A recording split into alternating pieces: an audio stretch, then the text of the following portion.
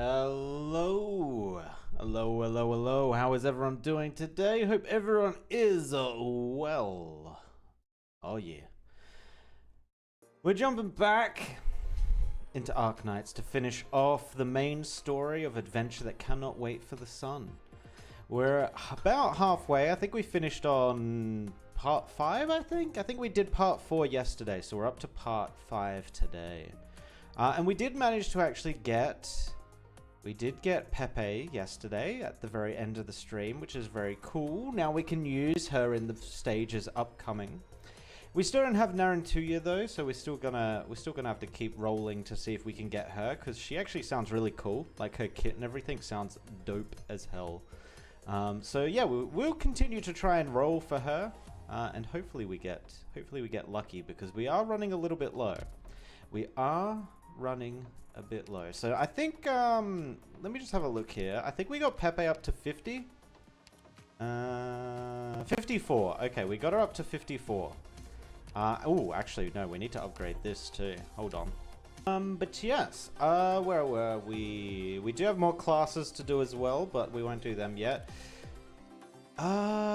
We are using Sand Reckoner, and after this, the next story bit we do, we get Papyrus as well. So we're gonna have to dump a bunch of stuff into Papyrus as well to try her out. But yeah, AS5. Let's just jump in. A job for a museum collection. Even the museum collection has to go to work. Do they get days off too? Do they? Oh, this is a very small map. Okay.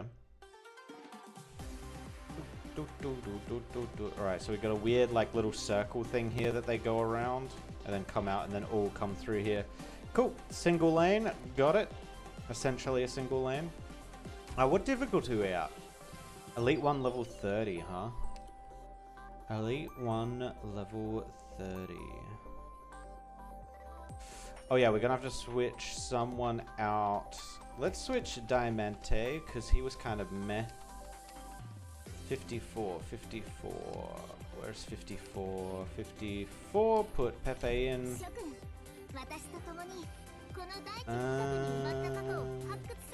Oh, we don't have the other guy anymore because I couldn't E1 him, so he's not in here. We needed more of his module chips to be able to do that. But this should be fine. We have a healer, right? Yeah, Tuya.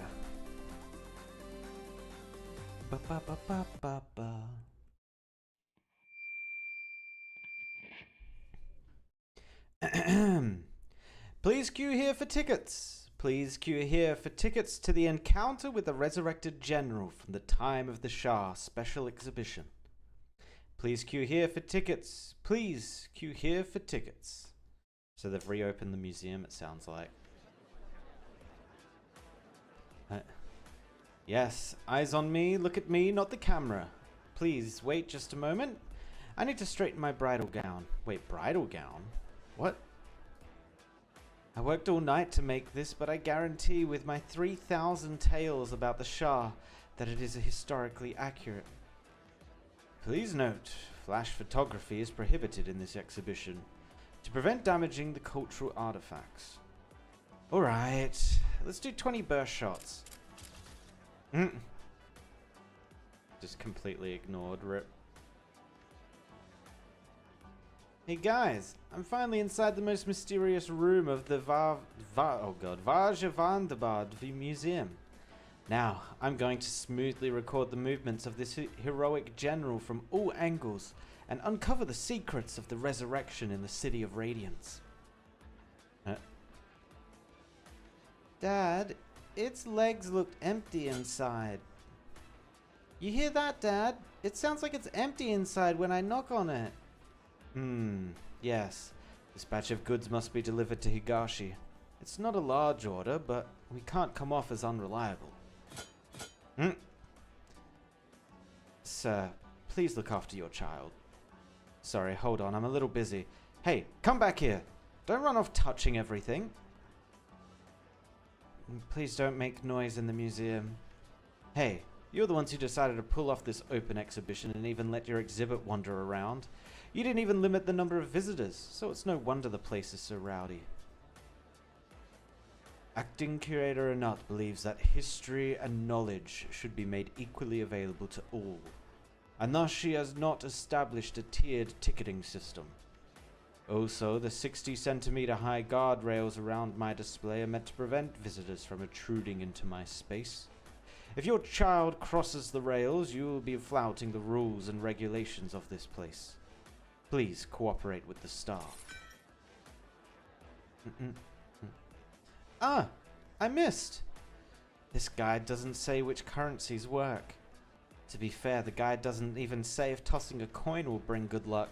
Oh god, tourists. Tourists! Blech. Why not try it anyway, just in case? Give me a coin. I should aim for its torso, right? Please stop. This is an important historical artifact. There's too many of them. I can't handle them all. Understood. I'll use my weapon to slice the incoming projectiles apart. Lifts hand. Ah! Everyone, look! I'm role-playing a Knight's Moran warrior from 1,000 years ago. Ah! I have been defeated. What a grand historical reenactment. My weapon did not make any contact with his body. Oh, General of the Shah, a few words for your defeated foe, perhaps. Back in my day, the most common phrase one would hear in the army when beheading captured enemy leaders was, "The insects shall devour your entrails." Okay, sure, if you could just say that again. Hey, don't come over here while I'm still lying on the ground. You're going to cause a stampede. Oh no, I should call for backup. Who could have guessed there would be so many people here to see a walking mummy when the Flood Festival is going on? Mistakes were made. Mistakes were made. Pepe, I hear you've been spending recent days looking for a particular gem lately. It just so happens my family is in possession of one, so I've brought it here for you. I hope it can alleviate your worries. Thank you so much. Please, let me see it. I wonder if I might be fortunate enough to host you at my home for dinner sometime soon. So sorry, Hanum Effendi, but I've been crazy busy lately. Thank you for taking the trouble to bring me the gem, but I'm sorry to say it's not the one I'm looking for. Oh, truly a pity. I will bother you no more, Pepe, until we meet again. How many more do we still have outside? 73, and they all claim to have the gem you're looking for. Why are there so many? Just tough it out and take a break at noon. Some gemstone merchants from the Grand Bazaar say they've found some clues, so we'll go over then to take a look. You call that a break? Of course. You'll only be seeing gemstones, no people. Hey, Eggy Egg, how's it going? You just got home? Nice, nice. Anat Hanim.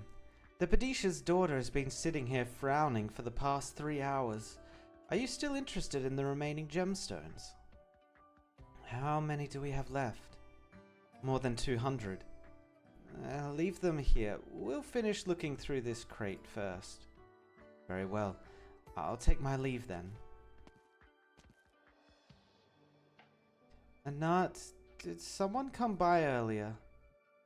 They delivered another crate of gemstones. Anat, something's wrong. Why does your head look like a prism? The furnishings too, they're sparkling. Pepe? Oh no, too many gemstones. Too many. Chilling before tackling the extreme stages. Ooh, nice. All prepared. You gotta use Pepe. You have to use Pepe. You can't not. The museum has finally opened its doors. Yes, Apasia Hanim. The special exhibition tickets are in high demand. I heard wind of it last night and wanted to tell you to queue up early, but I couldn't find you. It's alright. It's not what I'm here to see. It's the collector I'm looking for. You seem to be in a good mood. As I thought. Language is a bridge to peace. Communication serves as a foundation of understanding. And this historic city is also abundant with knowledge. Sargonians have been proud of their glorious history since antiquity. How wonderful it would be if they were willing to sit down for a long conversation, instead of plundering everywhere they go. That collector understood how persistent we Minoans could be. After my explanation, and I also gained much from his insights into the city. Right. There is something I want to ask you. In modern Menat High Might, are silver crafts more valuable than those made from gold? Huh. Are you joking? Of course, it does happen from time to time. For example, under pain of death by a Lord Emir. I see. Thank you for the clarification. May I ask if that companion of mine has returned?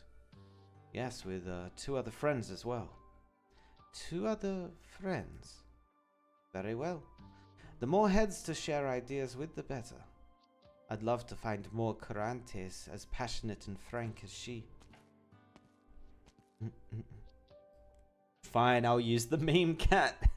I need the trust farm anyway. Yeah, see? Aspasia walks up the hotel stairs and stops before the door. Narantuya, are you in there? I bring good news. The collector who won 3rd place has decided to return my goblet to me after listening to my 3-hour speech. Oh my god, a 3-hour speech. Would you like to come with me to the museum to look at both goblets together? I didn't see anyone go in or out of that room with the gemstone last night, Narantuya. I was hiding on the roof of the opposite building with my eyes peeled the entire time. You know how important this kidnapping is. This is the only way to quickly get a big pile of money. Oh no, Aspasia's gonna find out. Uh-oh. God. I'm gonna say it again. Just the design, man. Whew. I'm sorry, Narantuya. We'll go look for the Padisha's daughter right away. It's too late for that. The caravan I got to be our cover is about to leave the city. Even if we manage to find and snatch her, we won't have a way out. So, let's focus on what to do next. Both of you should go back to the museum, but avoid contact with the girl. Report in as soon as you find any other way to make money. I'll go look for the lost gemstone and return it to Aspasia. That's the least I can do. You don't have to do that. Jazi suddenly feels a deadly silence descend upon the room. She looks at the intruding stranger, shifts her gaze to Narantuya, and finally turns her head to Ajani with eyes pleading for help. Ajani raises a finger to her lips with the other hand inching towards the sedative at her waist. Ah, I can explain, Aspasia. We were just mapping out our plan. Once it's done, I'll return you your gem or something of equal value. You can trust me on that. Oh, and these are my other 2 subordinates. What plan? I heard you planning to bait the Padisha's daughter with that gem in order to kidnap her. You heard everything. My apologies, I had no intention of eavesdropping on your conversation. I just happened to be standing by the door. I believe communication lays the foundation of understanding. But I also know you have a large debt to pay and need money urgently. So would you like to tell me the whole story? To be honest, I don't have a clue where the gem is right now. There's nothing I could ask you to do, even if you want to help. The past is in the past, and our plan now, well, we basically don't have one. You know that's not what I'm talking about. If I tell you why I owe this debt and need the money, will you help me? I believe we can discuss a more honest and conscientious way to do it. Huh. I knew you'd say something like that. Aspasia, mind holding your hand out for me? What for? For old time's sake. I just want to... Ajani and Ajazi exchange looks with each other. They are certain Narantuya's call to action is the moment when they hear the crisp clacking of her heels on the ground. ask you for a discount on what I owe you. Huh? I've been staying with you for a few weeks and even took your gem. I have to pay you back for all that. This coin purse holds 1,200 dinars. I know it's not enough, but, I mean, we're such good friends, aren't we? Narantuya. Ah, there's a bunch of foreign coins in there too. Some merchants might not recognize them, but I'm sure you'll find somewhere to spend them. Here's some gemstones too. They're tiny and impure, but they make up for it in number. So, could you be a bit flexible with my debt? Narantuya, are you so unwilling to have an actual discussion about this with me? Communication lays the foundation of understanding, right? I already get you, though. Maybe you spent day after day in your temple copying statues to work out the basics of swordsmanship. Or maybe you followed your parents and took an oath passed down through generations. More importantly, you're one of the innumerable followers of the Minoan heroes, so I'm sure your soul is pure. You'd definitely help out someone about to fall from a tall building, and you'd speak up to anyone who used more exceptional methods. Yes, you're right. I believe a scale of good and evil lies within all our hearts, and one exists within the laws of the land as well. People ought to act according to the balance of that scale. But I understand your point of view. Perhaps you would say the laws set by the Lords Amir and Padishas are of abnormal balance, and one should act as one's heart dictates. However, I do not trust myself, Narantuya. If the day comes when I'm caught by the Lords Amir and they give me some ridiculous death sentence, will you feel sorry for me? Of course. Huh, that's all I need. Looks like you think my death would be a great loss for all Sargon, too. Your help in my grand project would significantly lessen the risk of us failing midway. But I understand if you don't want to. People come and go. I'd love to have everyone join me and stay by my side. But if I care too much about those who leave, aren't I just as stupid as the ones who resent me? What I mean is, let's not make it difficult for each other. Very well. I consider your debt settled.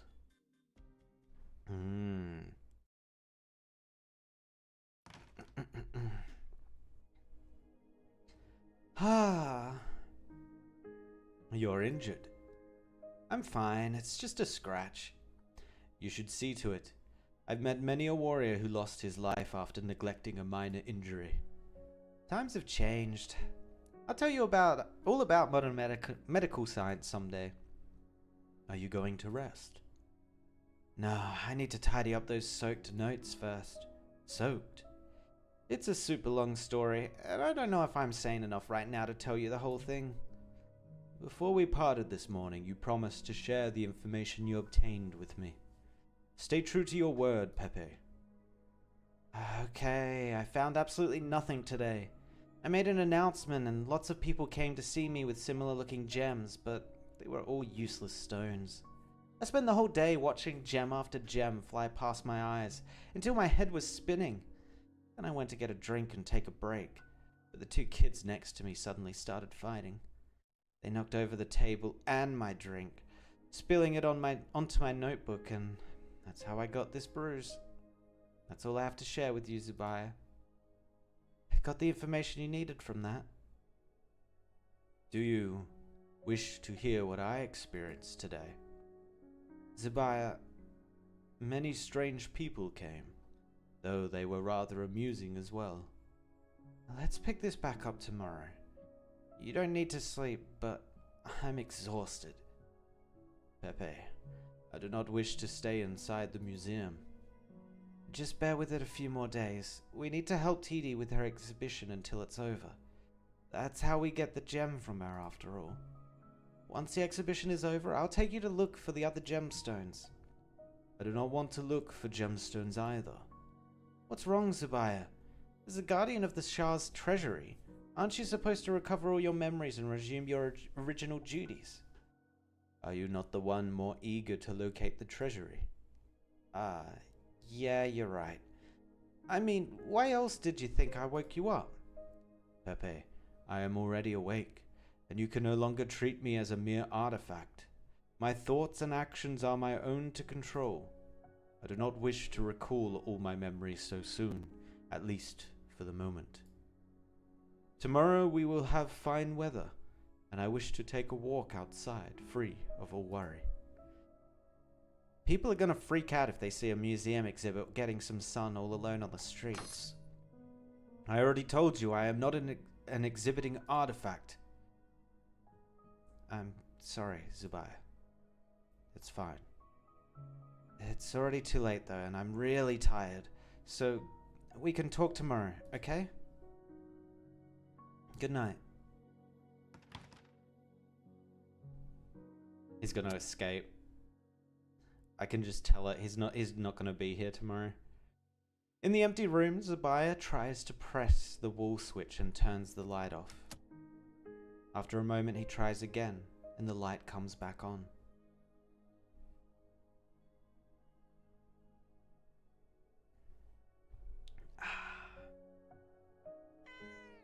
Meow.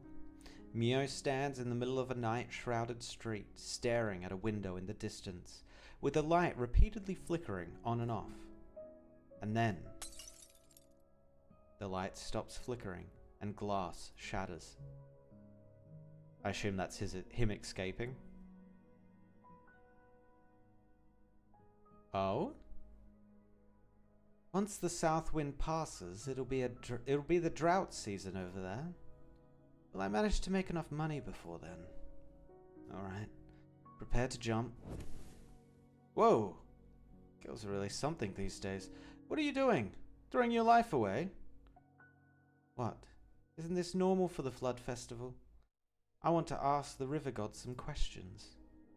Not by jumping into the river, though. Also, which history book did you even learn this custom from, girlie? The ancients did ask the river for answers when they were unsure of something, but later they realized many problems could be solved with money. Thanks, but that life hack won't work for me. I can answer your question, though. The lamplighter raises his lamp and approaches Narantuya. Before the southern wind blows through, you won't have enough money to satisfy your own desires, but it will be what you need.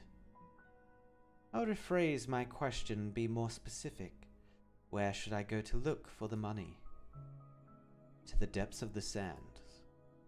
This is Sargon. That doesn't do much to narrow it down. I can only answer one more question.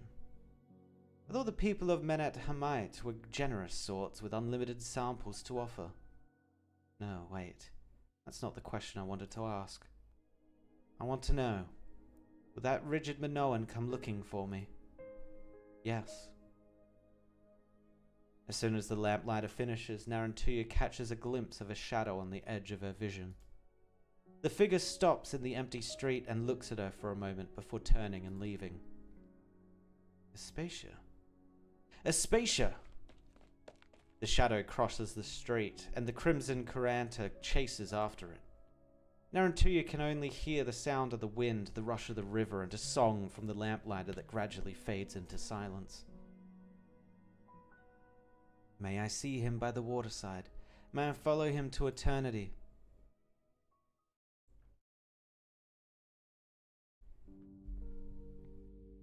I lost sight of her. I, Narantuya, actually lost track of a target. Must have been a ghost.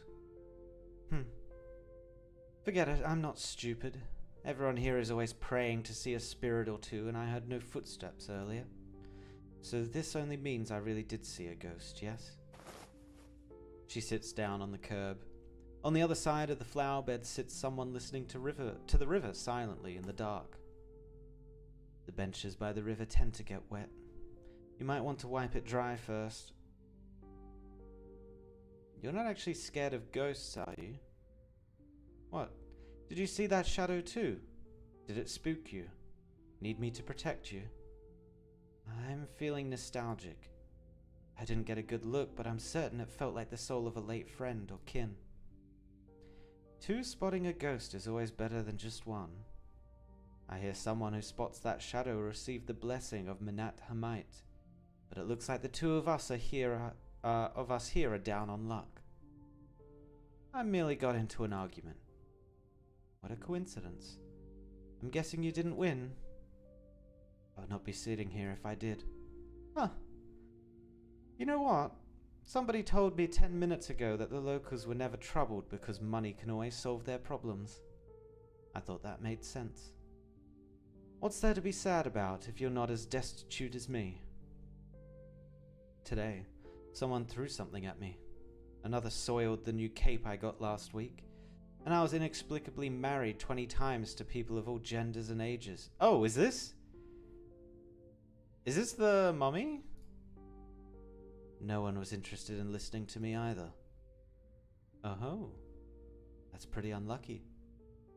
How old are you? They stole your identity for a marriage registration. What?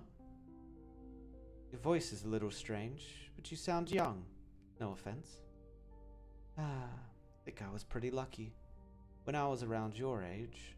One time we were herding some stolen burden beasts back home, and the sky suddenly turned dark. Our headscarves couldn't shield us from the sand flying our way. But we had plenty of manpower and quickly found a somewhat different area to dig into. Guess what we found? 2 houses buried in the sand. Just enough to fit everyone. Even came with beds and tables.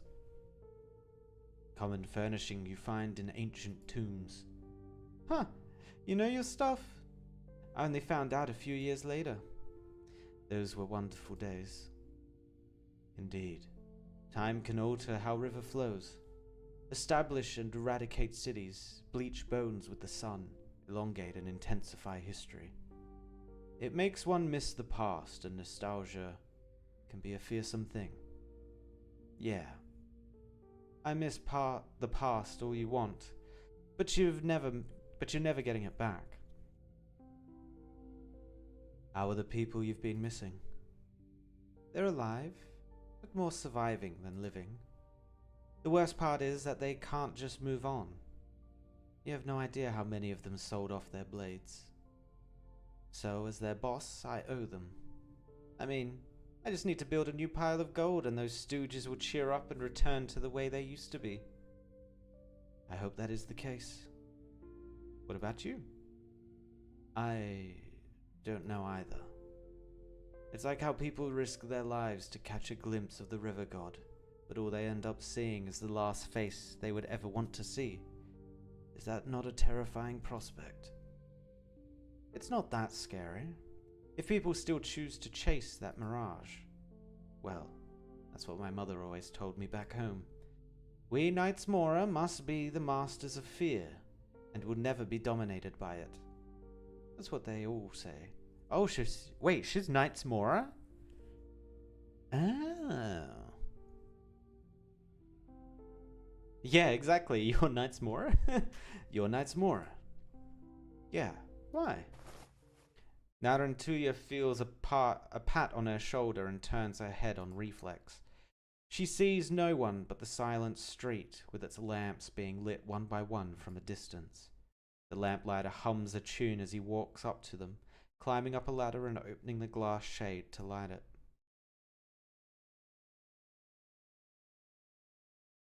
Oh. Ah! Run away! Help! Help! There's a dead guy haunting me!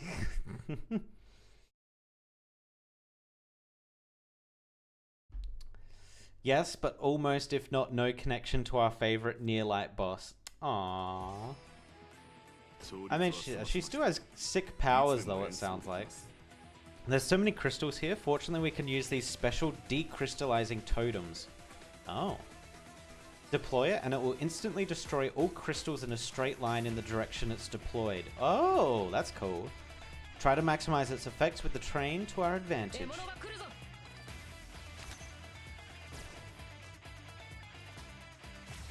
And then it disappears? Yeah, okay. Alright, Cerny. And then we'll drop Pepe in front. Actually, we might drop Pepe on the side. Because I'm not... How tanky is she? 304? Wait, she's actually kind of tanky. Wait, her attack's kind of cracked. What? 1004 attack. What? Okay.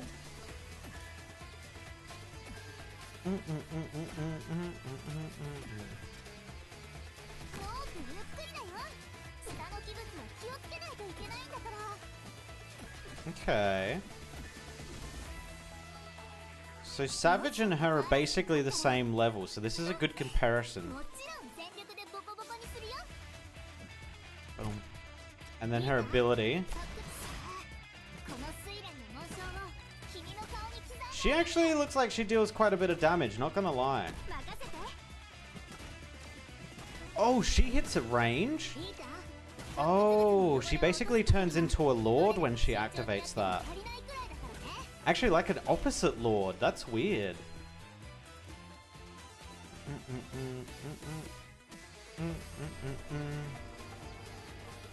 Yes, but almost if not. Because of her secondary passive.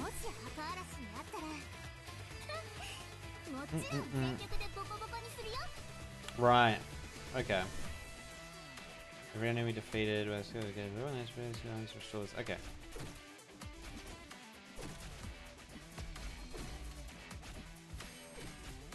Yeah, she's dealing about double damage to as Savage, so that's, yeah. She is quite strong. Or maybe Savage is just quite weak.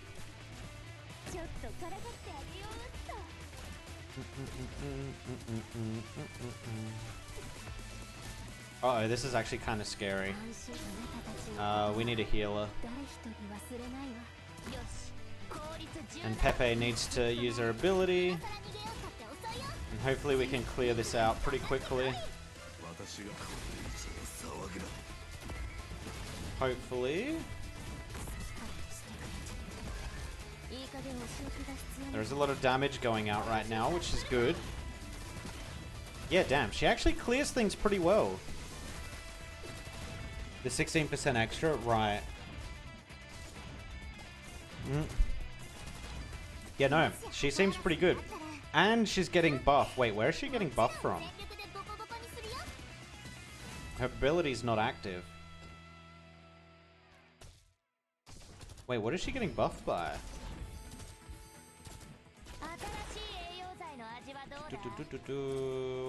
She's doing fragile. She's doing attack speed.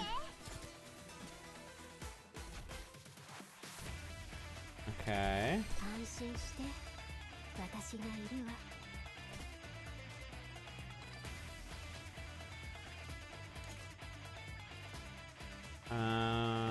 No, that's just health regen. Wait, no. There was an attack thing. Oh no, of her attack. How is Pepe getting... Oh, it's disappeared now as well. What? Huh?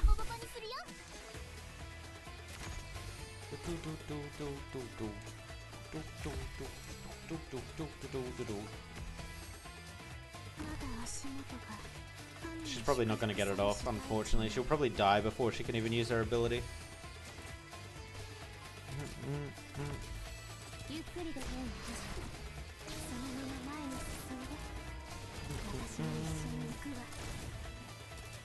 Oh, we'll get it when these guys come in at least.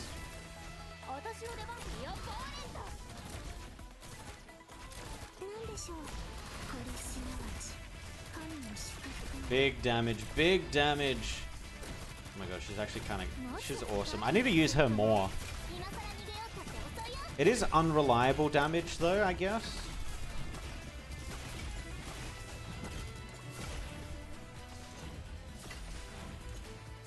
And then she does no more damage, yeah.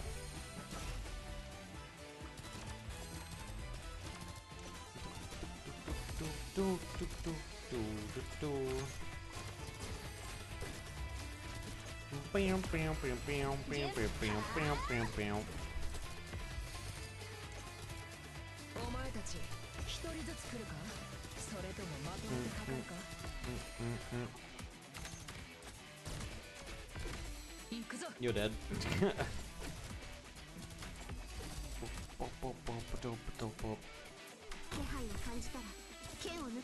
Oh wait, they're gonna go into Savage, aren't they? Yeah, oops.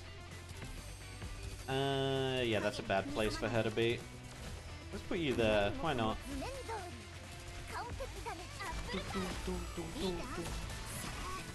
Go Pepe. Look at her attack speed as well, yeah. Is she actually that bad? I don't think she's that bad. I think Pepe actually might be kind of cracked. Especially once we get her third ability too.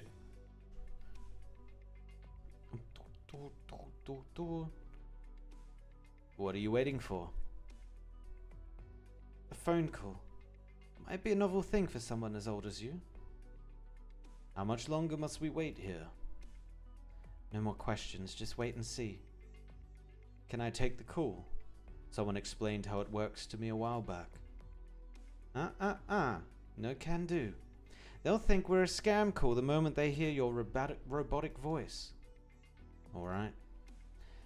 Right. As you mentioned earlier, us working together is an imitation of the greatest alliance in history. Indeed. So, can I ask what's in store for me if I help you find your gem? Oh wait, I did get something already. I got a golden slipper thrown in my face after you scared me last night. Do you have any suggestions? No, I wouldn't dare ask for more. Letting me live is already more than enough. You're one of Sargon's forefathers.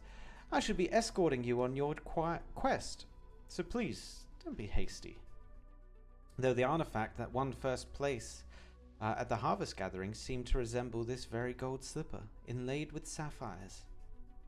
Yes, the two of them complete the pair. So, is making a ruckus in the dead of night also a way to make a fortune? They originally came in a pair, but one was lost forever in the depths of the river. So this other one naturally has its value halved. Oh. Please entertain my curiosity. Are all modern knights more like you? Beats me. I've looked into the customs and beliefs of many tribes for the plunders, fences, and abductions, but I never looked into my own birthplace. I never went back after that one sunrise.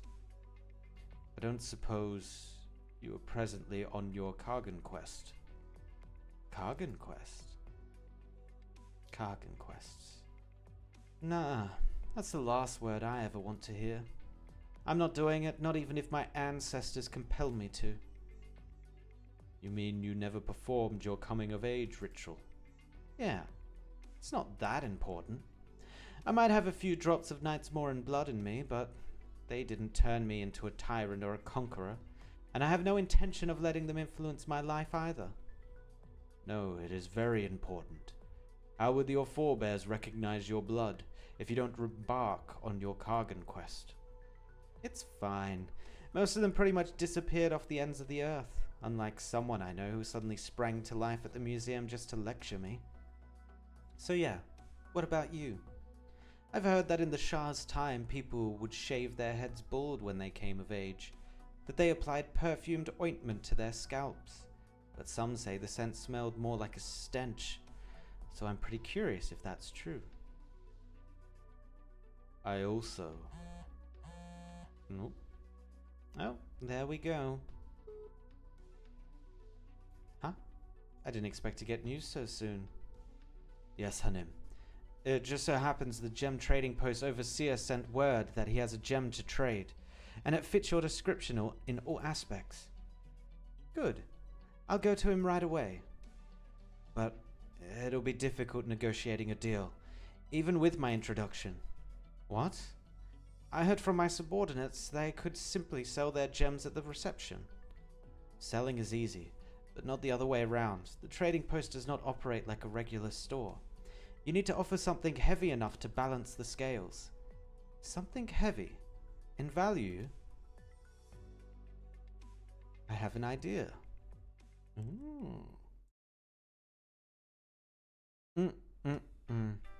She's very fragile. Yeah, true. She's good, but we already have Hodera. That's true. There are other characters that are better than her. Yeah. S2 has random targeting and is a little unreliable. S3 needs to get rolling and starts with poor range and will fail against elites and bosses unless she can stun lock them. Ah. What about your Kargan quest? What Kargan quest? Yes. This is the deal I wanted to discuss. The ancient mummy from the recent museum exhibition, the nameless general of the Shah's very court.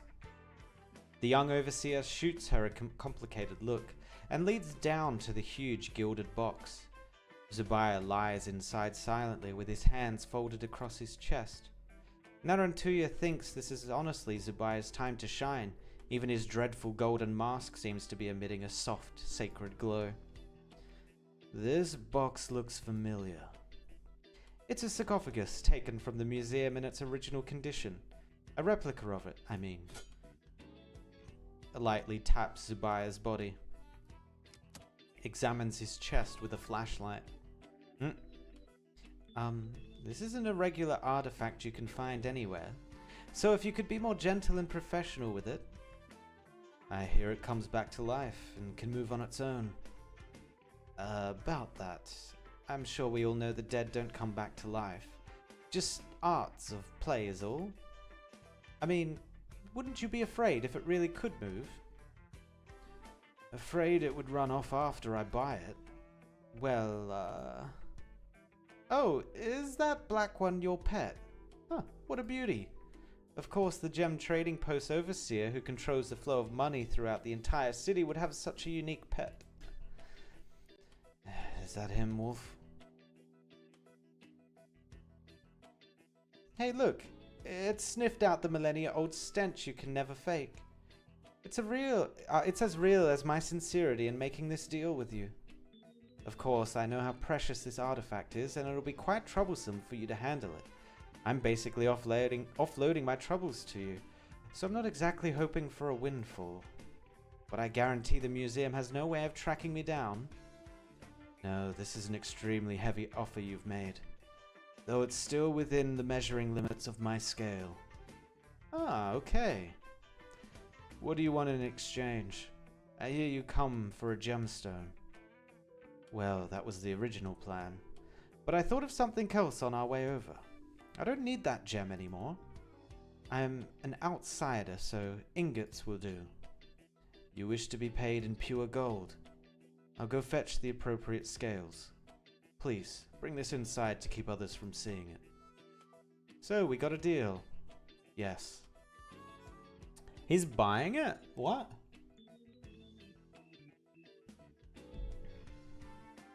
I thought he would have realized that it was part of the museum. Like, huh? Huh. I love a man who does easy business. I don't like the feeling of sleeping in here one bit. You didn't have to get your subordinates to bring it here in the first place. Shh, don't speak. Just hold on a bit longer.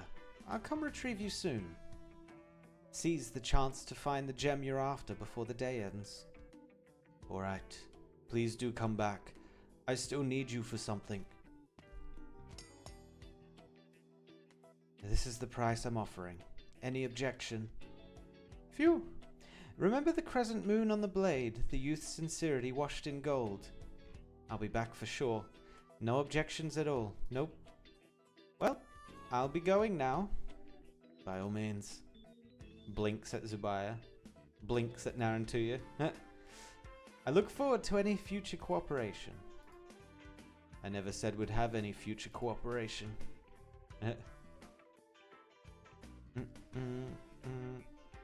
But wait, what? Oh, she's getting the money out of this, and he's getting the ability to search out gems. Okay. Huh. Me neither. In the near future, at least. That old thing wants me to run errands for him. Sorry, but see ya. Oh wait, is she Wait, what is going on? I feel like numerous people are getting scammed here. She should have understood my signal. Narantuya, if you're truly a descendant of the Knights Mora, a treasury awaits you. Wait, what?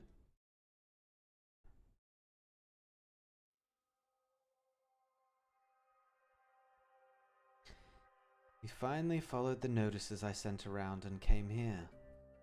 Mio, Wolf.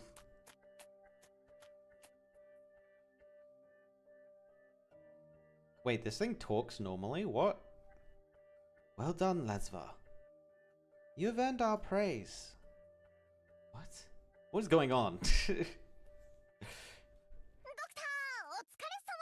Otsukare-sama!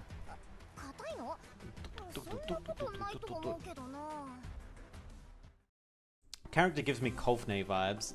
Same kind of energy. Oh, we got a full story one, okay. Stirring City. City life was supposed to be lively, but it wasn't supposed to come to life. Uh-oh. Ba-ba-om, ba-ba-om. It seems that Zubair broke the window and left on his own. I'll go find him and bring him back. Leave it to the museum, Pepe. You haven't had a proper rest for several days now. The envoy from the City of Gold is about to reach my father's territory or not. I need every second I can get. Pepe, you and Titi have gone through a lot tidying up the damage to the museum. I suspect there are a few spots Zubair might be. I'll go check them out right away. Do you know why I didn't want to lend you Zubair in the first, Pepe? After I got your letter saying you were coming back, I wanted to tell you. 2 months ago, I was on a business trip in your father's domain. There, I saw that the envoy from the City of Gold had already arrived. Your brother's already gone to the city. Wait, whoa, what? You knew, but never told me. You were so happy in your letter telling me what you found. You even used 20 exclamation marks in a row at one point. I didn't have the heart to tell you. Then why'd you lend him to me? You got me excited over nothing. This is a city of jewels, Pepe. There's just so many gems here that I thought you'd never find the ones you were looking for. I thought you might give up on your own when the time came. But the envoy was supposed to arrive in August, right? Why were they ahead of schedule? Your father wrote a letter requesting they come in advance. So they already decided a long time ago. They just didn't want to kick up a fuss, so they waited until I was out looking for artifacts of the Shah before sending the kid off to the City of Gold. But he told me he would wait to see my discovery before making his decision. The elders always make their own decisions, Pepe. Nothing Gus can do about it. Did you see the brat too? Yeah. He must be real happy with himself, getting to go to the City of Gold. I don't know how many times we've fought in public or in private. I don't think he was particularly happy about it, Pepe. From what I could see, he looked like he's been hiding some sadness this whole time. He called me to the study that day, saying that it was unlucky the two of you would meet again in your lifetimes, and that he hoped that I could pass a few words on to you. What did he say? He said he hopes you remember his voice. After that, he left. He didn't have much luggage on him, and only a portion of it was his. Everything else had to do with you and your father. Pepe. Ever since I was little, everyone told me how becoming the Shahanshah's historian would continue my family's honorable legacy. But honor is usually bought with sacrifice and devotion and not. Entering the City of Gold and becoming the historian means never leaving ever again, never to see your friends or family. All that comes with you is your scrolls and books. But you really hate being chained to a desk, don't you, Pepe? Yeah, I wanted to spend my entire life walking across Sargon, free to look for every remnant and vestige left behind by history. But I couldn't do all that, because I couldn't let the boy get what he wanted. Is it so tough for you to let your brother get his way that you'd rather be unhappy yourself? In before it's she wanted him to be happy, because she knew he was upset about having to go to the City of Gold. Ever since we were little, everyone who saw him would praise him as quiet yet cool-headed boy, perfect historian material. I was the only one who knew how bad he was, and that he loved fooling around. Making him sit in front of a table for more than a second was torture for him. Then why did the two of you fight over the position of court historian? Because he didn't want me to go to the City of Gold. He didn't want me to stuck there by myself. So I'm kind of the same. I don't want him to be stuck there by himself either. Yeah. Damn, okay, they were trying to save each other. Rip Pepe's brother. We didn't even get to see him. A gem that would bring relief to sore legs after standing for too long. No, I have no need of it. A gem that would cause the other party to apologize of their own accord. Of some use, but also not what I seek. I can sense that the gem is extremely close, but there are far, far too many jewels in this house. Hearing footsteps coming from the corridor, Zubair immediately hurries back to the huge gilded box to lie down. He senses an attentive gaze falling upon him, yet not a word breaks the silence. He cautiously opens his eyes a silver. Isn't that meant to be a sliver? Yeah, I think that's meant to be a sliver. And sees a sand-colored animal. Oh, is he going to get found out by the cat and dog? Oh, this cannot be. The creature jumps into the gilded box, bringing its face right up against Zubair's mask, as if lightly sniffing it. A sable beast also sticks its head into the box. He's been found out, Rip. Mio. Wolf. Seems your memory's nearly back to normal. The scent does not lie. You are no fake. Shut it, Wolf. How did you two become so small? Aren't we the way we are now because you failed in your duties as a retainer? My duties? If I still looked as I did back then, I'd be carried out to parade every day. How would I have time to help you find gems then? It's better for us all. Better for all of us the way I am now. Mio, Zubair has no way of understanding what we're talking about right now. I already warned you of this before he arrived. Guiltily looks away. Never mind. He'll soon understand what we experienced these past 300 years. We'll call over our new retainer. The young overseer walks through a near-endless hallway to reach Zubair. A blue foul beast suddenly flies atop the wall of the trading post, prodding at a mechanism inlaid within. Gears mesh together in springs creak, and the foul beast plucks a gemstone out of the safe that had just opened. It places the stone on a thick brown piece of velvet on a tray, presenting it to the overseer. His gaze is calm. His gaze is impassioned. I'm pleased to meet you, Zubair Effendi. No, rather long time no see. This stone is one of my weights. In addition to this gem trading post, there are also all the jewels circulating through the Grand Bazaar. I would like to know, Zubair Effendi, if all these gems together would outweigh the soul of a sinner.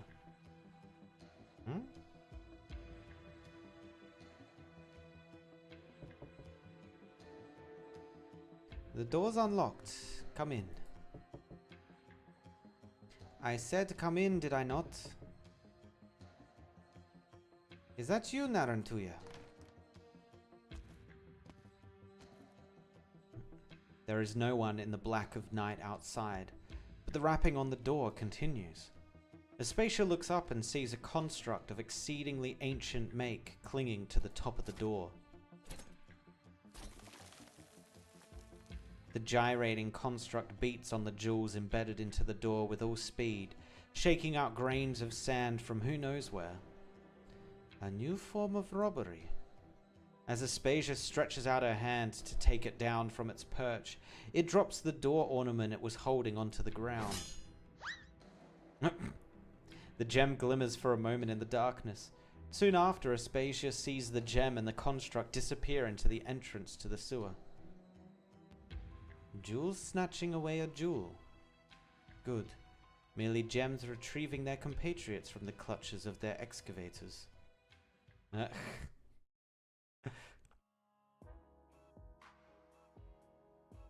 God, I need more of these two, please. More of these two. in the future, can we get a whole story just wrapped around these two? Thank you. Thank you and please. To history. To the dead. To our dear Narantuya. Even though she's not here. But she's the one who treated us to all this carob juice. I never knew a mummy could be that valuable. How about we go check out the museum storehouses tomorrow and see if we can scrounge up another dead guy? Oh, Ajazi. Ajazi, you have little thought. Only looking for the dead in the museum. Can't you see the big picture here? We need to go look for dead people outside the museum too. Oh my god, are they about to go grave robbing? Yeah, you're right. But wouldn't we become officers of the law if we did that? Wait, what? Wait, where is the connection here to officers of the law? What? Did you lose something, Ajazi? I feel like you're not yourself, your usual self. Eh? No, definitely haven't lost anything here. A great bandit like me wouldn't let anything of mine get stolen. Now shut up already and keep drinking.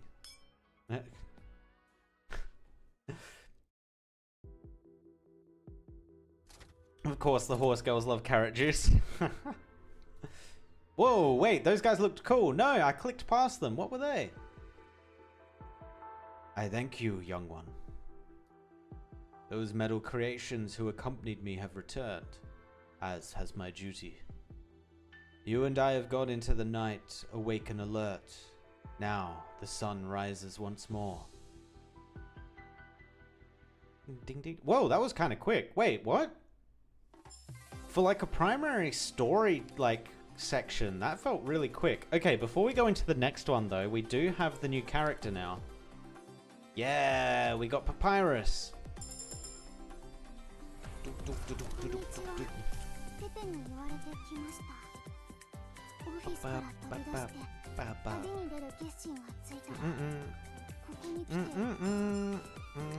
Alright, what is Papyrus? Let's go have a look. Welcome home also, Amia. Welcome home also.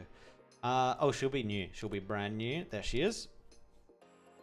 She's a medic. She's a chain medic. Okay. Restores HP of allies, bouncing between 3 allies. Healing reduced by 25% per bounce. Healing grants the target operator a barrier. Ooh. Equal to 5% of Papyrus's attack, lasting 8 seconds. Okay. Let's level her up. Hopefully we have medic things.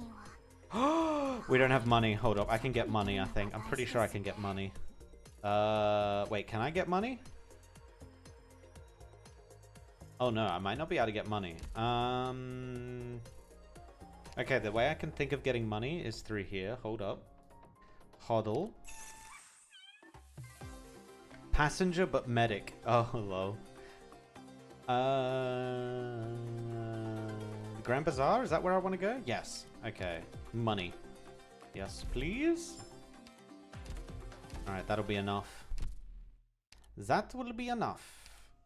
Oh god, she's gonna be disappeared now. Where is she? There she is. Promote.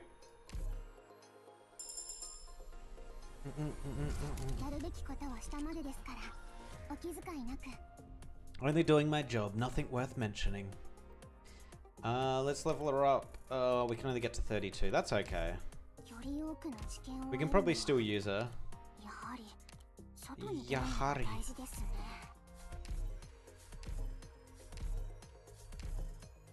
Easy. Alright, so what's her second ability here?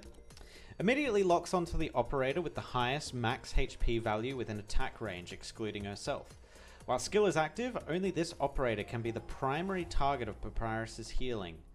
Attack interval reduces. Attack... Oh, weird. I guess you would use that if you had a tank that was getting hammered? I guess most likely your tank is gonna get hammered though, right?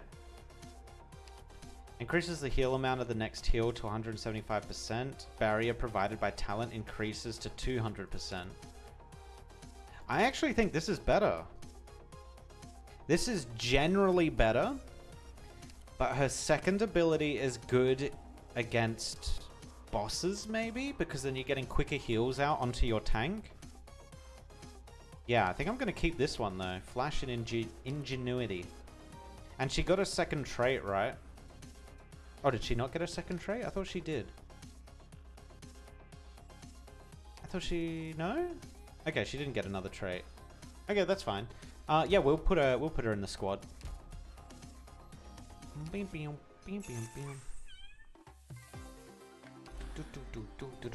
AS6. Who do we want to take out? We probably want to keep a big... Actually, you know what? No, we're going to get rid of this healer. And put Papyrus in. Why not?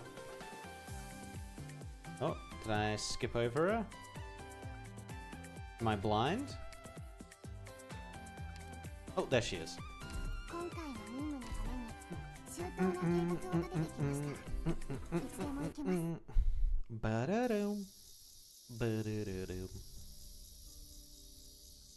Oh god, is that a cicada? Oh my god, it's so loud! In the stuffy summer heat, a girl sits at her desk, one hand sorting through a thick stack of reference materials, while the other wipes sweat from her forehead. She hears footsteps behind her, but doesn't bother to turn around. There are almonds on the desk, but he already knows. Wait, what? Why are you still here? Why are you still reading, my dear sister? It's such a fine and sunny afternoon, my dear sister. Let's go play outside. You don't plan to sit with your nose in those dusty papyrus scrolls your entire life, do you, my dear sister? Oh my god, the my dear sister I feel like is not a respect thing, it's more of a poking fun thing. I talked to father, my dear sister. He said he would consider making me the historian of Shah Agade. Being a Padisha isn't so bad, my dear sister. So just give up already. Enough! Stop bothering me, you little pest! She quickly turns her head, but there is nobody behind her. Oh, I thought we were back in time. No, is this right now? Is she? No. No. Only the scroll she tossed at her brother, sprawled out on the floor. Big rips. Who's this? Oh, this is Titi. Are you there, Pepe? Quick, let me in. I'm here, come in. I've been sending you messages on the communicator. Why didn't you respond? I turned it off. I've been looking at books and scrolls all night. What happened? A lot happened last night. Did you seriously not hear a thing hold up in here? Nope, didn't hear a peep. You sealing yourself away to work is really... forget it. I don't even know where to start. Just hear it yourself. Emergencies across multiple districts in Minat. Many metallic humanoid constructs have broken into homes and stolen large quantities of gems. Residents have reported these robberies to the city guard, and the captain assures us that an investigation is currently underway. Metallic humanoid constructs? According to an eyewitness, he saw these metallic constructs breaking out from the museum last night. What? Well, everything I wanted to say the radio already said. The nut says the museum staff followed their tracks and ended up at the Grand Bazaar. Is this Subaya's doing? We suspect so, but nobody's seen him at all lately. You were in contact with him the longest. Could you help us look for him? Got it. I'll head over right now. What about you and Anat? We're in charge of the museum. We have to find all the artifacts. We're going to head out and have a look ourselves. If I find anything, I'll let you two know. Be seeing you. Phew. Hold on. We interrupt this program for some breaking news. Residents have noticed the water coming out of their taps is muddy and full of silt. The city guard reports that they have dispatched emergency teams to inspect the city's old underground water pipes. Due to their complexity, this process will take some time. Just what is going on here?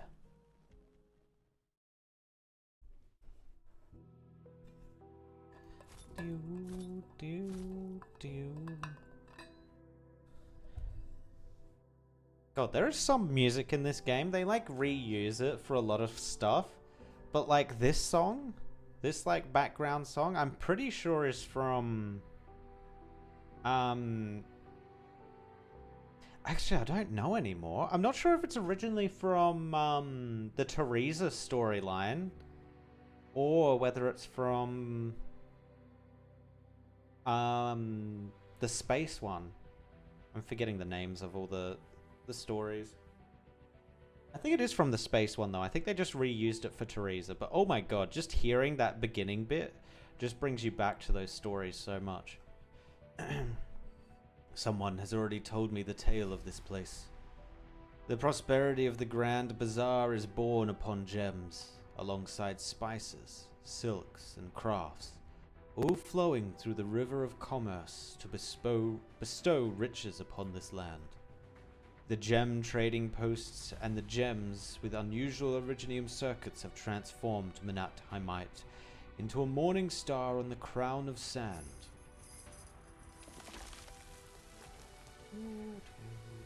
Several houses begin to turn into sand.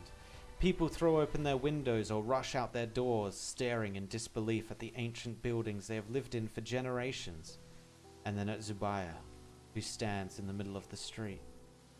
But Zubair pays them no heed. He stoops down and picks up a piece of jewelry from the pooling sands, its gem glinting within the metallic helix structure under the sun. The fresco you mentioned is straight ahead, Zubair Effendi. My mother's father once told me that the painting depicts the lives of ancient Sargonians and records the birth of Manat Haimite. Even if the river dries and the city is buried beneath the sands, it will not fade. Will not fade, indeed, just like every gem that has passed your hand and mine. But it was neither dried river nor burial by sand that brought calamity to the city of yore, but a flood that destroyed even the peaks of the grand edifices. What remained of their splendor was eventually buried by the sands, becoming a secret of 1,000 years. So is he just tearing down buildings trying to search for this gem? Is that what's happening?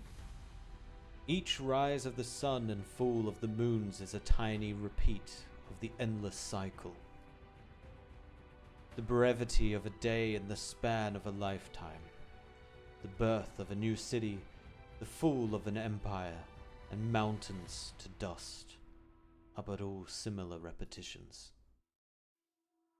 Effendi, if I may, I believe that while the fresco captures only a fleeting moment from centuries past, its value lies in that this moment will be repeated countless times to its beholders. The Shah ordered this fresco made not to ensure his name would be remembered throughout history. He hoped to leave behind his interpretations of time and life, to serve as a foundation that the people yet to come could imitate. Here did the Shah of the past and future build his trove, and so it was that during the long Aslan Wars which raged after his death, countless Lords Emir coveted this place. Until the hellish heat waves from the far south brought great change to the climate. A devastating flood ensued, toppling walls, diverting rivers, and leaving land forever scarred. And so the people searched the sands for traces of the trove, but found nothing. Thus did they believe it was washed away in the deluge. The treasure hunters of the Lords Emir left, but the artisans and merchants came, establishing a new settlement by the riverside. I have been watchful of all that transpires here. I was ordered to guard the trove. That is my duty. I dwelled beneath the sands, fending off miscreants who dared approach our countless moons, or 4 countless moons. As for you, young one, you should know better than any other. The Shah's treasure trove lies beneath this city.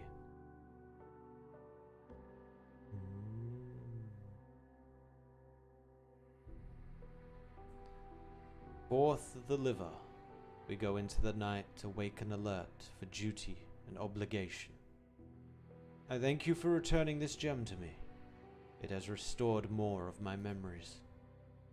The treasure trove started with tens of thousands of skilled craftsmen gathering at the then desolate Menat Hammite. From majestic labyrinths made of gold to handcrafted gems inlaid with Originium circuits, the artificers created them all and buried them beneath the sands.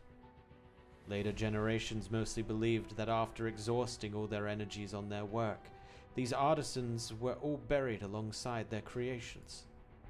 But in truth, some still lived in a secluded village to the southwest of Menat Hammite, and for many generations they guarded the secret of the trove's entrance. It is now your turn to speak, young one.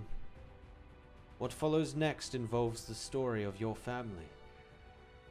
The young overseer shuts his eyes tight as though drowning in the heavy sands of memory.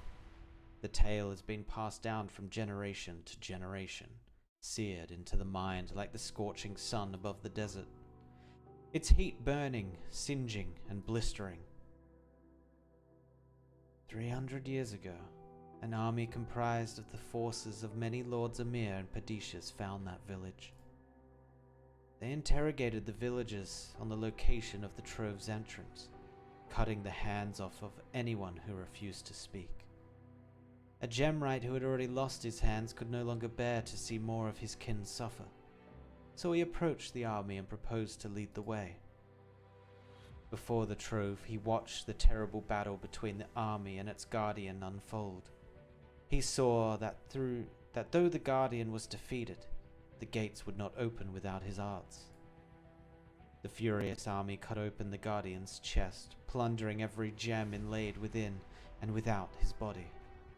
Although the gemwright used every technique he knew to guide his young child in restoring the guardian, he never woke up.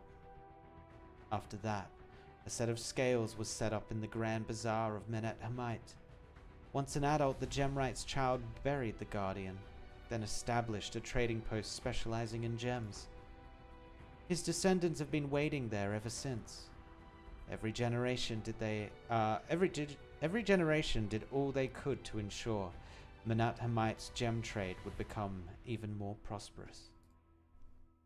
Whether it takes 100 years or 1,000, the day will come when the people scour the sands of Sargon, and all the gems will gather in this city once more. And I shall return them to you. The overseer dares not open his eyes as he feels Zubaya's sistrum press upon his chest. Yet, visions of centuries passing flash before him in an instant.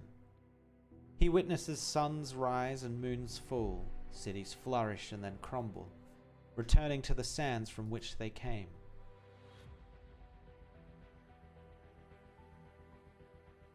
He sees the ancient guardian walking in the boundless desert. The guardian spreads his arms, basking in the light of the stars, facing eastwards to welcome the sunrise. Feeling watched, the guardian looks down and meets the young overseer's eyes. Under his merciful gaze, the overseer trembles. He trembles in anticipation of the momentous words the guardian is about to utter. Your family's journey for penitence has been long indeed. You are all free now. Because he is back to life, is that why? Okay. It has been quite a while, you two. Many centuries have I forgotten my duty, but now I return to the mortal realm. I, alongside this city, shall make up for the time we have squandered. But at the same time, I have a request, and I hope the two of you will agree to see it through. If that Knight's Mora truly is the descendant of Karandu Kargan, then I will honor the Shah's promise and open the trove for her. Wait, she's just got, because she's a descendant, she's gonna go from being dirt poor to be like ridiculously rich? Wolf, aid me in ascertaining her lineage. Leave it to me. I must put her to the test as well. If she is ultimately incapable of completing her Kargan quest, she will never be considered a true Knight's Mora. Oh god, she's gonna have to do it. Do it, girl, do it! No matter what may come, make sure she takes that step. I understand. Do I have to go as well? I never thought those Knight's Mora were any good. There are too many drunks among them, spilling their drinks all over the place. I don't feel like having to lick my fur clean again. No, Mio. I need you to aid me with another matter. Out with it, young one.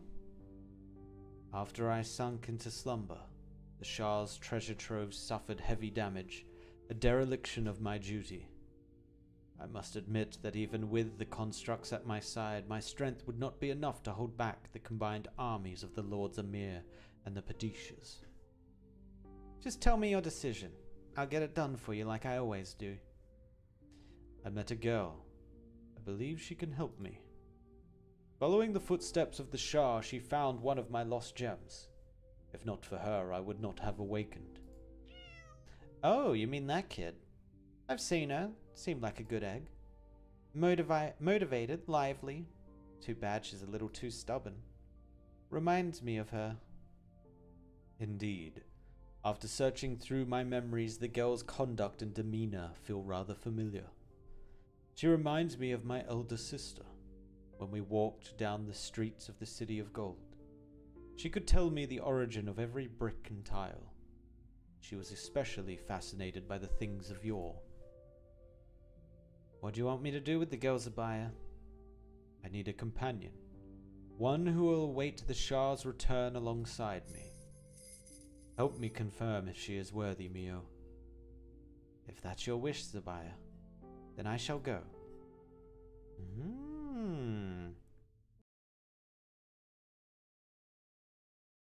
Damn, so Pepe is gonna become a guardian? Question mark? Oh, these are new enemies. What the hell? Loses HP over time, scattering crystals on surrounding tiles upon death. Okay.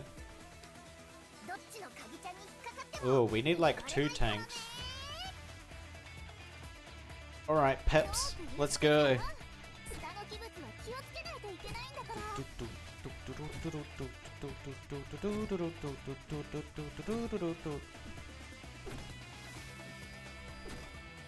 We might need to put a Vanguard down, actually. Just to get points.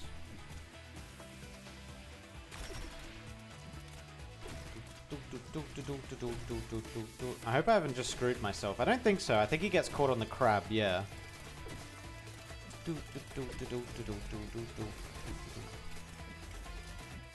We're just gonna put Savage out.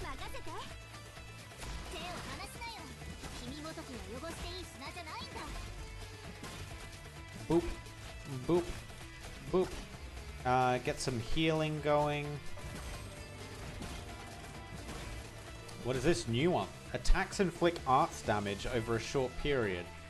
Attack speed significantly increases when on crystal. Oh. Oh my god, I didn't even realize there was a blue thing on this side. Uh-oh.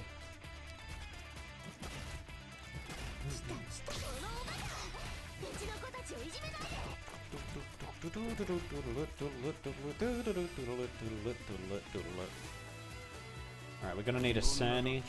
And we're probably gonna need a healer on this side rather than this side, because we've got Civilite healing here.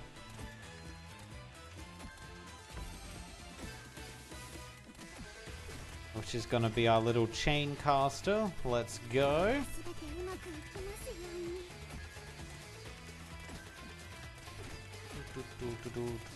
Oh, he's not dealing huge amounts of damage. Hold up. Oh, the barrier is not huge. Uh-oh. Uh-oh, he's taking a lot of damage.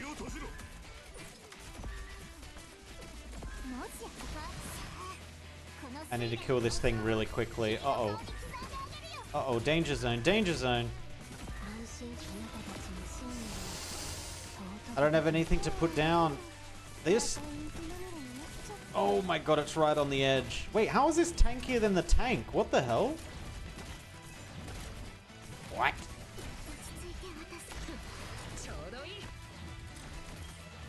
Alright, I think we do get it. Yes, nice. How is she tankier than the tank? That makes no sense. Unless... no, Cerny was E1'd. What?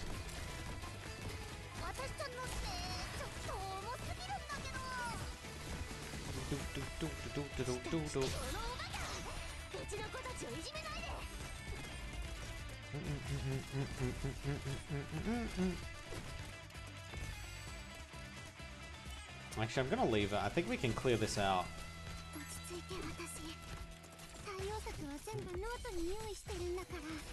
I believe. Alright, he's going down. That's fine. Actually, let's get rid of this. Alright, now this guy should be weaker, right?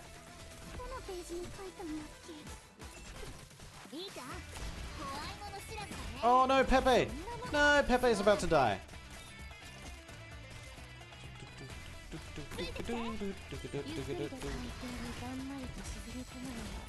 I don't think she's going to be able to block both. Oh, she is. Okay, nice. Oh, they're coming much faster now.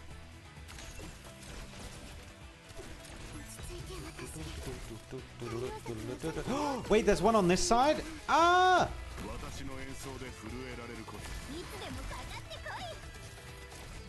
Uh-oh. Uh-oh. We don't have anything. We don't have anything. No! Oh my god. I did not realize they were coming this way too. God damn it.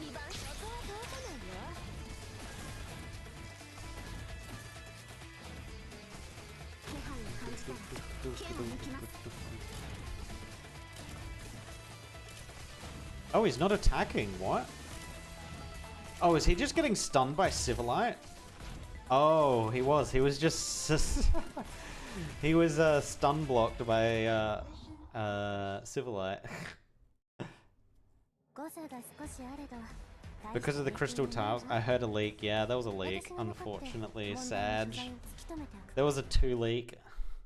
We'll come back and do that though eventually. And fix it up.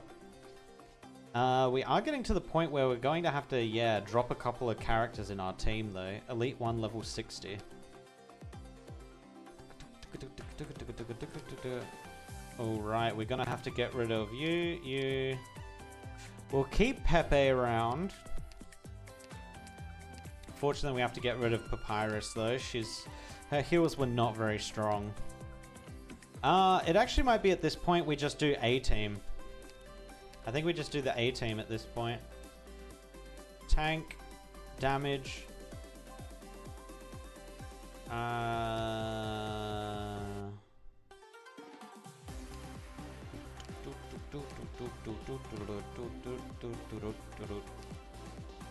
want the flag bearer. Where is she? There she is, Myrtle. Cruz. Gavi. We don't have much range, do we? Well, we got a bit of range. Let's take Logos. And we need a good healer, actually. Let's take Lumen. And then Ascalon. Yep, perfect.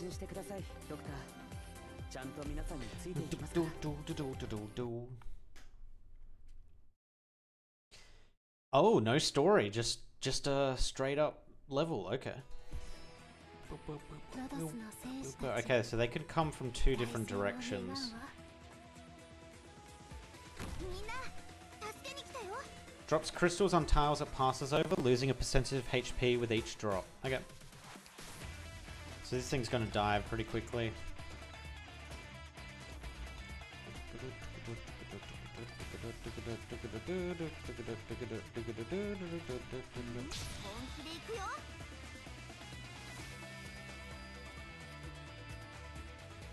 I'm gonna put her here. Oh, that attack's so slow. What? Oh, because she's on the green. Right, that might have been my mistake. Hold on. He has to go here.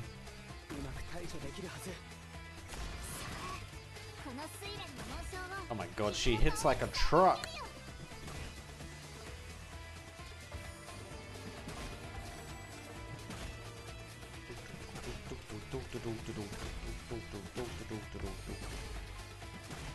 Alright, we almost got rid of this yellow, green as well. What do I want to do here? I kind of want to wait and see what spawns down here. Might do this. Ah, he got through. No, no, no, no, no, no, no, no, no, no, no. Oh my god.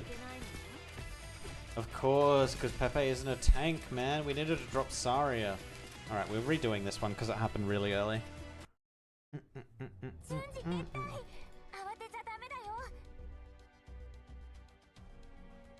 Yeah, I should have realized Pepe wasn't going to be able to hold that.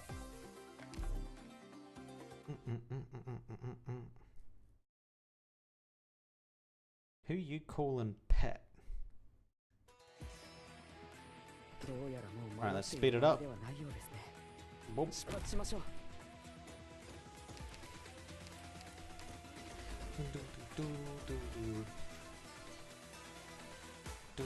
Boom.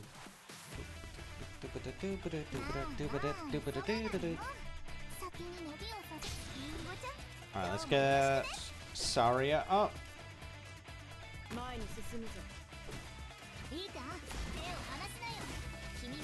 There we go. This should be fine now. Where's Civilite? Let's get Civilite up.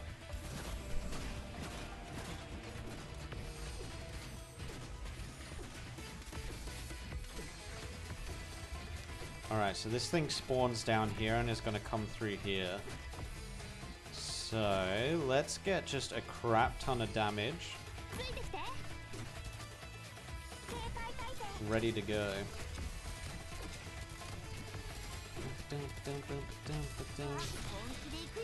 We got 2 more things we can drop, so I think we drop...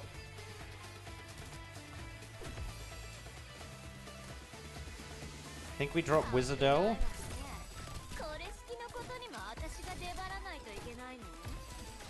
And then we need a tanky character here, which is probably going to be Gavi. Yep, there we go. Perfect. Oh, we don't have a healer. We can pull back Myrtle if we need a healer.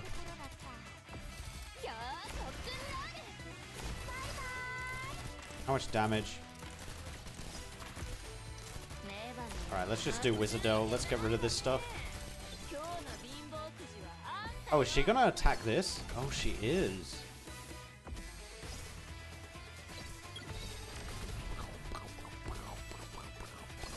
Saria S3? Yeah, it's S3. I mean, yeah, there's not a point of her being S3, but she's S3. Oh, this is new. Big cat. Big catto. Alright, we can almost get rid of Myrtle at this point.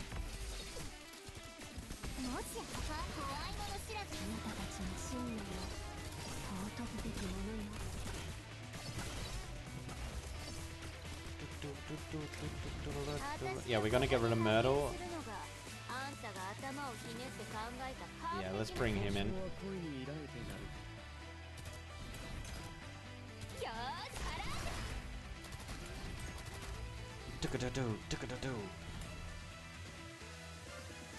The good thing I think about this ability is it like gets behind him as well, I think, from memory.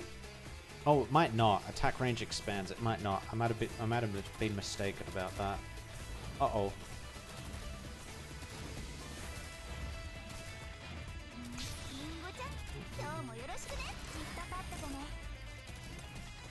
Let's see. Damn it. Okay. Well, what are you gonna do, man? What are you gonna do? You get out of there. You go.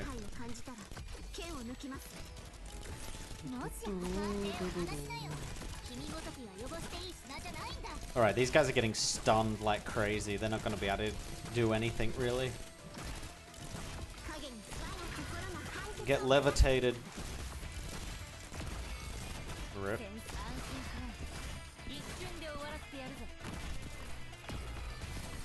How'd she die? What? Oh, is it dealing AoE or something? It must be.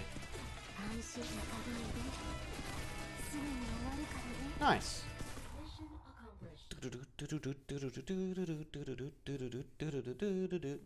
Yeah, I missed the little like sample text thing for that boss, so I'm not sure what it does. Hey, watch where you're going. Sorry, Effendi. I was in a hurry. Are you okay? Well, I suppose nothing's broken. Where are you off to in such a hurry? Don't you know there's trouble? First, those metal constructs sent all the gems in the city to the Great Bazaar. Now they're tearing down houses and chasing us out of the bazaar. The constructs are tearing down houses? Yeah, there are flying stones and debris everywhere. Hey, why are you still going that way? Didn't you hear what I said? I need to see what's going on. What do you think you can do, girl? Hey, girl!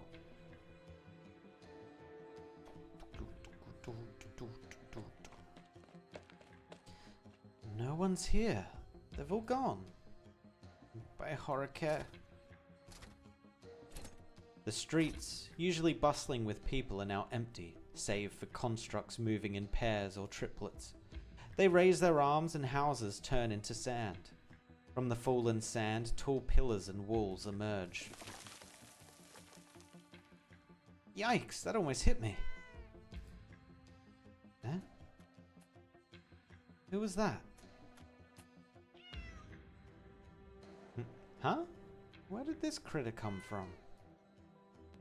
Go, this place is not no place for you. Go, shoo! The animal is not daunted by her shooing, and instead sits down to leisurely lick its own fur. A suspicious Pepe decides to go around it. As she takes a step, the animal looks up and gazes straight into Pepe's eyes. In that instant, Pepe feels as though her feet have become nailed to the ground. But it is such a small animal. She gathers the courage to take another step forward. A deafening roar stops her. She feels her eardrums hurt. She cannot imagine the sound coming from a tiny animal that barely reaches her shins. She covers her ears and closes her eyes, wincing as the sound wave almost knocks her over. As her ears stop ringing, she feels a massive shadow descending upon her. Oh my god. The shadow turned huge. Pepe opens her eyes to see a formidable creature prowling in the middle of the street. Faint patterns with a wondrous gleam roving upon its sandy fur. Transfixed, she meets the beast's gaze and feels as though her soul is being drawn into those golden eyes. Her breath and heartbeat seem to fall under its control, ready to seize at its will. Unable to move a single muscle, she watches helplessly as the beast slowly approaches, its crimson maw parting, and swallows her whole. All goes dark. And that is the end of Pepe's story.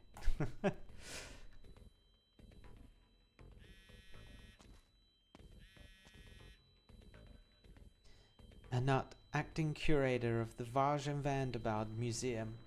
Yes, we are aware, but unfortunately we do not have the resources. Our experts are being deployed across the city. We do not currently have the manpower to assess your losses. Of course we value your sponsorship, but... Arnott, acting curator of the Varjan Museum. No, we are unable to offer any comment at this time. God, that the name of the museum. What? No, the museum is already on lockdown. No collection can leave the building. The museum has nothing to do with the constructs in the city. Hello?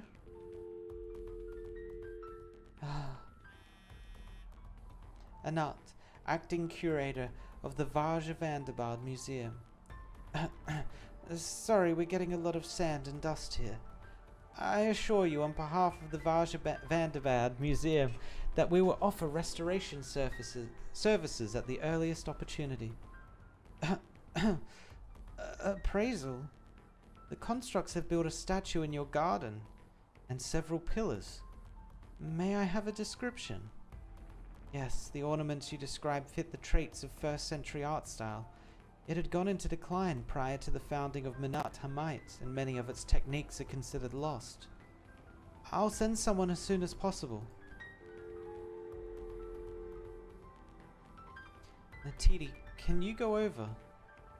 Do you think it's possible that the constructs can build, sculpt, and master techniques believed to be long lost?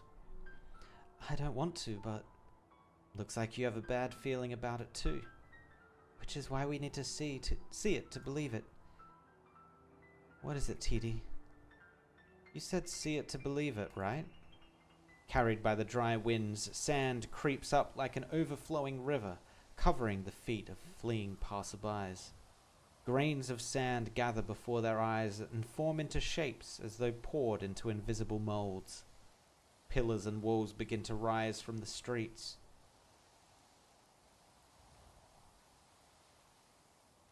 Uh-oh. Beast reliefs and patterns emitting originium circuits, coupled with the worship of sundials and time, representative of the era when Luger's Zargvis influence was at its strongest. TD, now's not a good time. This might be the memory of the constructs. Can it even be counted as a form of restored artifact? But we didn't see any constructs nearby. Actually, are they lifting it out of the sand? I wonder if they're actually building it or whether they're lifting it. Run! Where did they come from anyway? Questions later, TD. You've got to run faster than me and pull me along. We're done for if we run at my speed. Don't worry, you're running fast enough. Hang in there. Try not to pass out and let me observe them a little longer. Oh, and don't look back. Probably not good for your heart to see them smashing the curator's favorite murals to pieces. But what? The museum that the curator entrusted to me. The Padishah's favorite museum. It's all over. Have mercy on me, Shahanshah. Watch over me, Exalted the Lugus Zvargus. Watch out.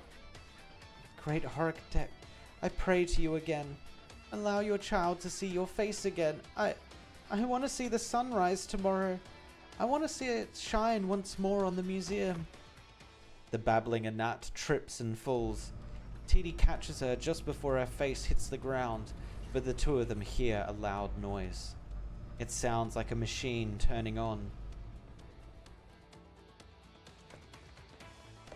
Oh no. Narantua, we finally found you. We haven't heard from you since you brought us drinks last night. We were so worried. I haven't had a shut-eye in days, so I slept in longer. What's there to worry about? Anyway, good timing. Give me a hand. Why are you still helping other people carry stuff? Shh, I'm not doing this for anyone else. It's for myself. This is obviously an old statue. Better to get something out of it than just leave it here on the streets. But Narantua, isn't it made by one of the metal constructs? Huh? What metal constructs? Lay it out for me slowly. I might have slept too soundly last night and missed some headlines. I thought you were the sharp one, Narantua. How could you have missed it? There are the weird metal constructs all over the street. Didn't they come at you? They're tearing houses apart, making walls and pillars out of sand, and grabbing gems. Maybe you should check. Everyone lost something last night, from onyx necklaces on their necks to astrolabes. Wait, what? Astrolabes? Astrolabes that simulate the moons and stars. Is that what happened to your hairpin? What? Where did my hairpin go? You got one thing right, I'm sharper than you. And I'm starting to feel that something is off. Anyway, now that I have the intel, time to come up with a plan. Take off any gems you're wearing and hide them. If those metal constructs are robbers, let them come for me first. Join the fleeing crowds and get your smoke bombs ready. But where do we go? Everyone else can hide in their homes or at least stay in hotels behind locked doors. Are we going back to the sewers? No problem. I know the way. I'll help us find our sleeping bags. No, we're going back to the museum.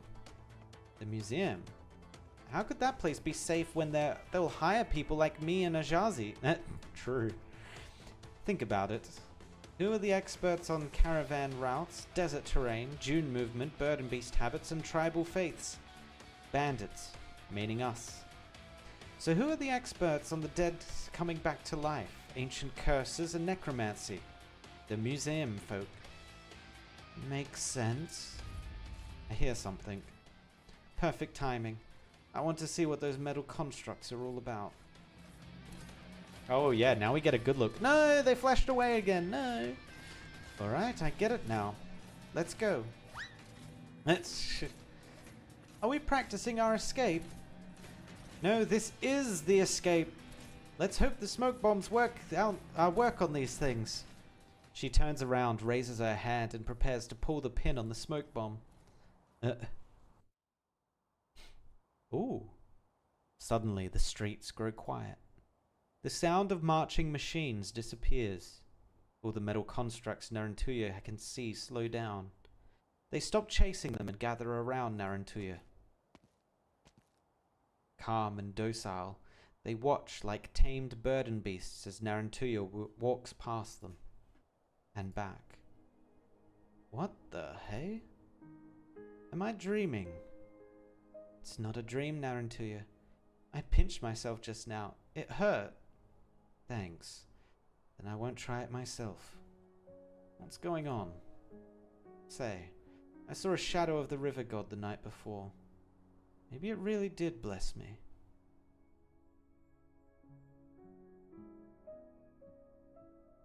I understand now. Ajani, go on to the museum without me. But what about you? Divine duty. I need to find someone. The river god must have wanted me to act the hero and show Aspasia that I'm the boss.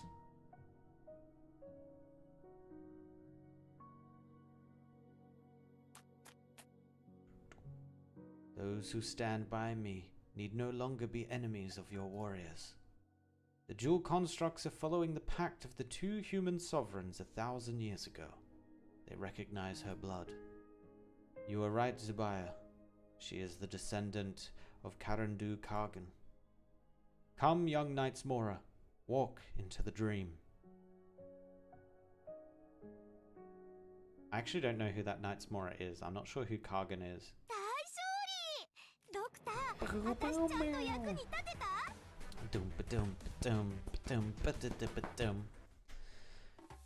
Oh, this might be the second to last one. I don't think this is quite the boss yet, but I think the next one is gonna be the boss. Also, E210. Uh-oh.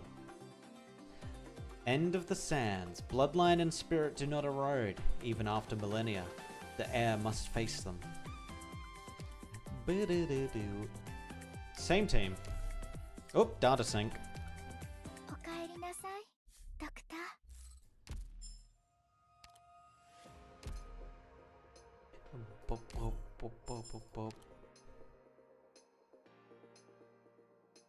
Okay, just checking the rewards and seeing if there was anything crazy coming up. 600, I will take that. I will also use my free roll to get a Narantuya. Maybe? Maybe, perhaps? Sag.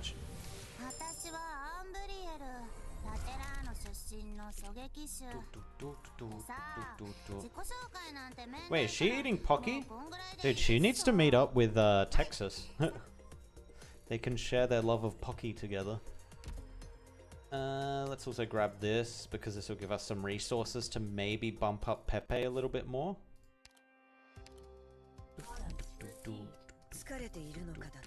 Yeah, I don't think it gave me that many resources though. Who did you got? I got Pepe. I got the big peeps. Where is she? What is Pepe? She's guard, right? There she is. We can give her a whopping 3 more levels. Amazing.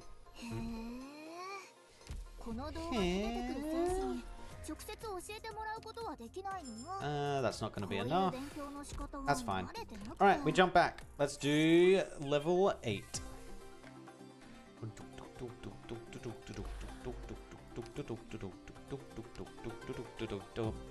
All I got is a spooked Typhon, so I'm kind of happy. I don't care for Pepe or the other one. The other, Narantuya actually looks really dope. If you read up her ability, she sounds kind of crazy. Pepe, yeah. Yeah. I mean, the meme cat, it is nice to have the meme cat. But Typhon, getting a Typhon is insane. Typhon's ridiculous. She's so strong.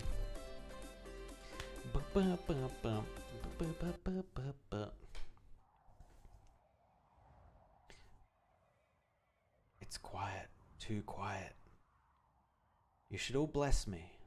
Bless me with a dance under the morning sun and the tapping of your scabbards. Oh, right. I forgot you sold your swords. Then beat the pots and pans. Play the anvil like a drum with your pens. They say the roads of Menet Hamite are paved with jewels. Well, I'm heading for that road now.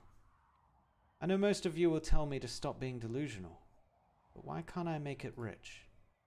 Why can't I buy us the best life? I have to try. I'm assuming that's Narantuya speaking?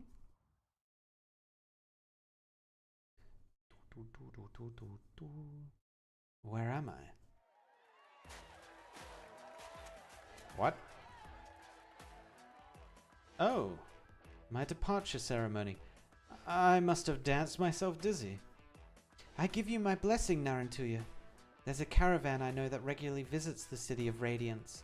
If you do make it there, seek them out. Huh, I knew you'd have some useful connections. One more friend, one less trouble. Thanks for the blessing. I'm still worried, Narantuya. About what? How many times have I told you? No one's going to get revenge on you when I'm gone. This has nothing to do with you. You chose to work for me and not Asim because I'm just that charming. Old Asim resents me for it and speaks ill of me everywhere I go. But he's just being petty. And those jealous haters had to band together and set me up. My fault I'm so lucky that I attract both gold and people. But you're the one I'm worried about, Narantuya. If you just wander into the desert with an empty satchel, what will you do when you can't find water or beasts? Huh? I know we somehow ended up poorer than we started, but I'm sure I at least have some coins for jerkies and preserved fruits. Why would you think that? Has anyone been starving without telling me? Who is it? I'll give them some coins right now. Narantuya reaches into the purse at her waist.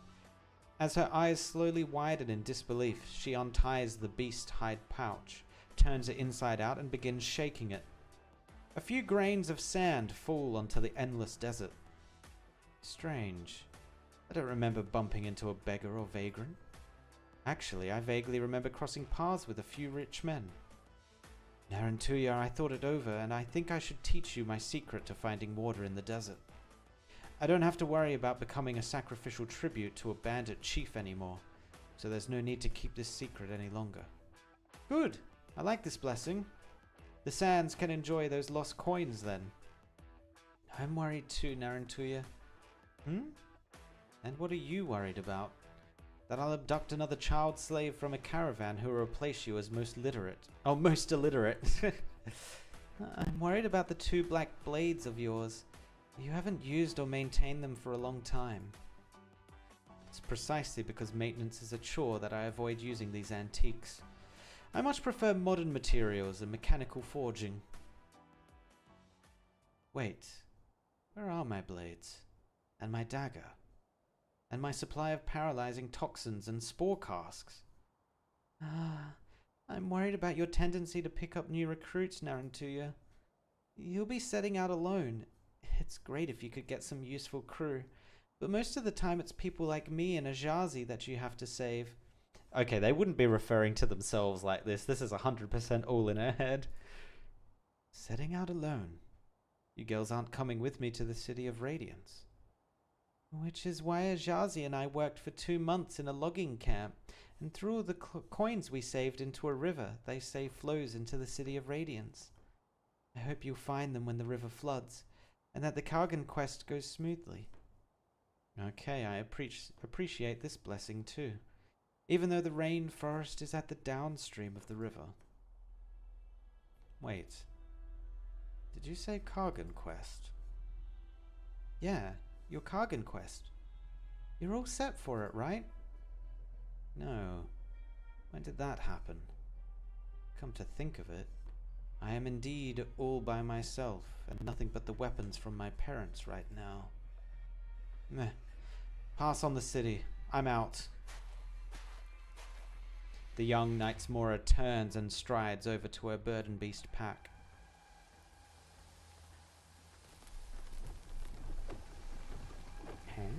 At the same moment, towering walls rise up from the sand. Even part of the piercing sunlight seems to be blocked off. Where are my burden beasts? And my tent? Narantuya rubs her eyes. As if trapped in a nightmare of her own making, her field of vision narrows until only one path remains. Step forth, prove your bravery, embark on your Kargan quest. Just take the step. No way. This Kargan's quest is too scary. I'll die. Help! Strange. The metal constructs here are not moving. Someone's on the ground. Hello, can you hear me? Hold on, I'm on my way. Out of my way. Oh, was that the dog? I think she just slapped the dog. What did you say? I was just lying on the ground and a giant beck beast had its paw on my head. I think it's a beck beast, but I failed to catch the creature before it vanished into the sand and dust. It's no wonder my head hurt while I was dreaming.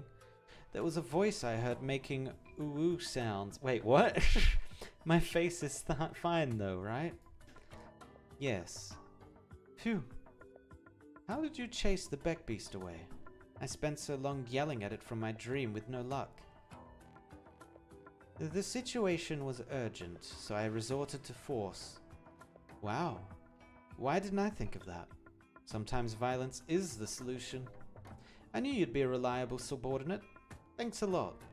Wait, no, you're not a subordinate. We'd best be leaving. These constructs could start moving at any time. It's not safe here. Seems pretty safe to me. The river god presented me with a chance to prove my heroism, and I ended up falling asleep on the street. The dream was nice though, at least the first half of it. The streets are in chaos while you lay on the sands, and had a good dream. Yup, I dreamed about my departure ceremony. Everyone was cheering me on. Even their beat was spot on. How nice it would be if my former subordinates were actually that supportive when I was setting out for Menet Hamite. I talked to Ajazi and Ajani briefly, after you left the hotel. Did they tell you most people think I'm delusional? They did. But consider this. If one has to eventually wake from one's dream, why not indulge in a bit of fantasy before that happens? Can't help but laugh. Perhaps there remains much of each other that we do not know. But for now, I'm simply glad to see you are safe. Aspatia extends her hand to Narantuya. So does that mean we're all good now? Hold on.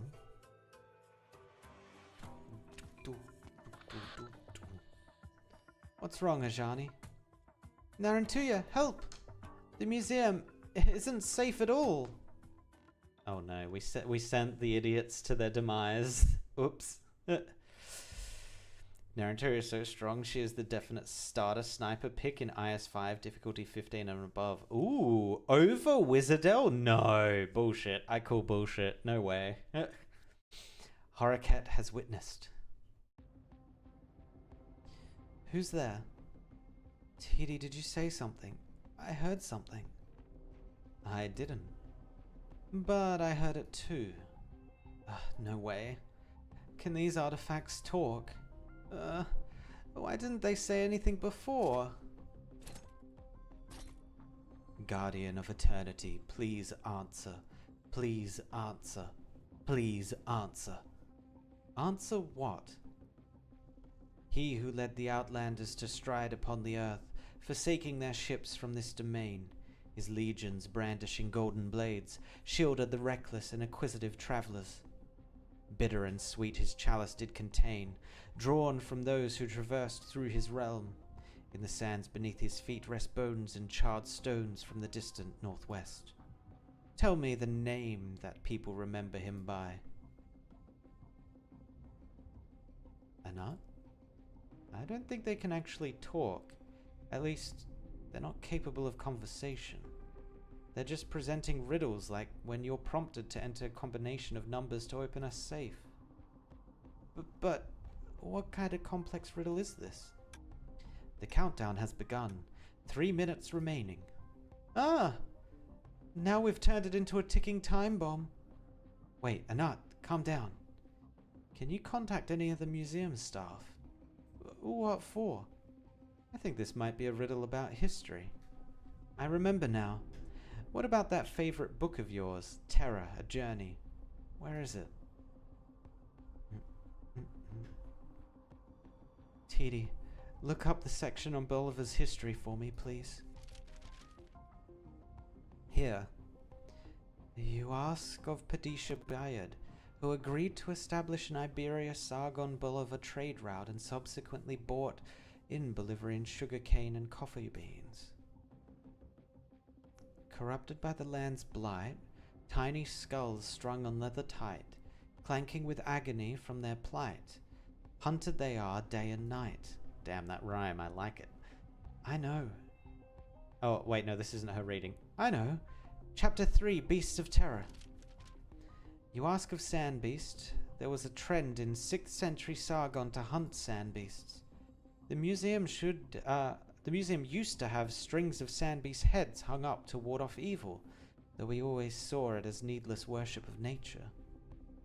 But, since you've witnessed that history, you should know that the real reason for hunting sand beasts was that a small number of them mutated from high concentration of local active originium, right?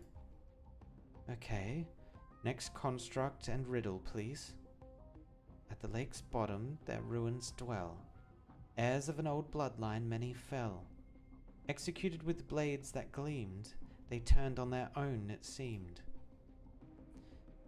I remember this one. Go to the end of the races of terror. A riddle suited for archaeologists. There was an ancient settlement from 1,000 years ago where we found signs of group executions. But we excavated torture instruments made of modern alloy instruments or materials. You're right. The answer is written here. Petrum, a race particularly no one has seen, are those who inherited unique smelting and forging techniques from an olden time. Okay, next question. The clock ticks. The construct's riddles are solved as the pages turn and they gradually settle down. They stop in a circle around Anat like a group of silent listeners. Anat recalls the moment right before she gave her speech. Tidi taught her to imagine the audience as museum artifacts to calm her nerves. Just keep talking about the things you know are true, Anat. Ooh, this is taboo to say, but the Sarkaz did indeed set foot in Sargon once. We still don't know the full extent of their ancient curse. Come to think of it, this is how you've inspired me. Huh? You mean the curse? No, I used to not get it. Sargon's written history dates back to when other nations were still in their primitive states. When you left Sargon to explore these lands, I wondered what more you hoped to learn. That's why I chose to read Terra, A Journey. I saw within our limited time on this land that we hold too many misunderstandings and prejudices. The greatest show of bravery we can perform is to expend our finite lives on our search through the infinity of time. Yeah, we're not actually guardians of eternity, so there's no way we can experience everything ourselves. Speaking of which, if you ever get the chance, would you become an immortal like Zubair and witness ancient history with your own eyes? Actually, I've been thinking. If these constructs are using history riddles to verify if we are worthy of controlling them, then what was the word that activated this verification mode of theirs? And what exactly was their creator thinking when they chose this command word, Horaket? Is Horaket the leader? The ancient leader? Oh yeah, Pepe is still in the frickin' cat. It's dark. Where am I? I'm in that monster's belly.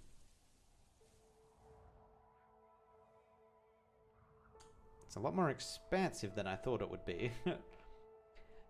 I can hear the wind. Phew. What's up ahead? A lake in the desert? An emerald lake lies in the center of the golden sands. The palm trees by its shore sway in the gentle breeze, creating the rustling sound Pepe heard earlier. A boy is half submerged in the water. After a moment, he suddenly sits up with a beautiful golden fin in hand. He holds the fin with both hands and carefully makes his way towards Pepe. Kid, do you know... Look at my catch, sister. Sister? Who are you calling sister? What are you talking about? Father says he plans to bury Mother here in her hometown. He also wants to erect a beautiful tomb for her with a pretty pond full of lotuses. I will leave this goldfin in that pond and it'll keep Mother company for me. What's that got to do with me? Sister, stop calling me that. You don't look anything like my brother. Father will continue with his expedition. Mother's departure will not stop him. He asked us if we wished to stay here or follow him eastward. What are you talking about, boy? I can't make sense of what you're saying.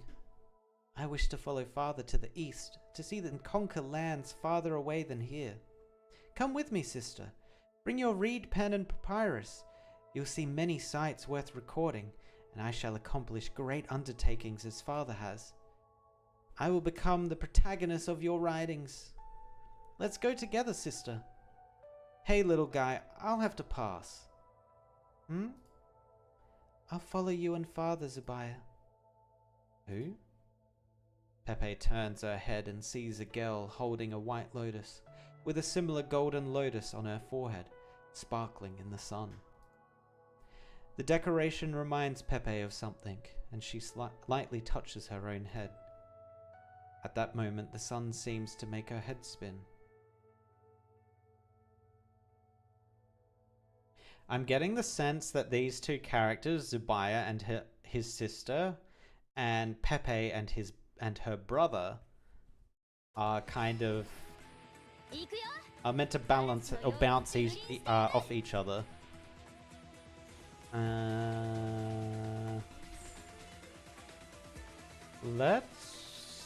Yeah, we might put the Saria down first, just in case.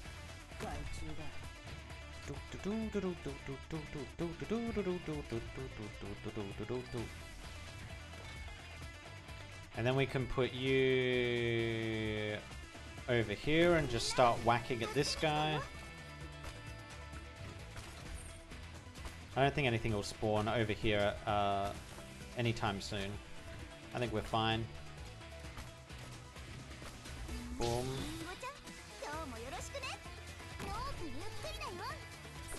Wait, that got through? Is there 3 there? Oh, there is 3 there. Okay. Fine, I guess.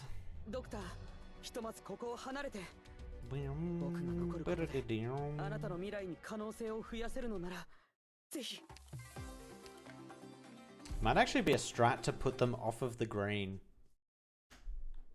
so that they don't get the buff. And we don't get debuffed. So put it, what, here? Yeah, that'll work.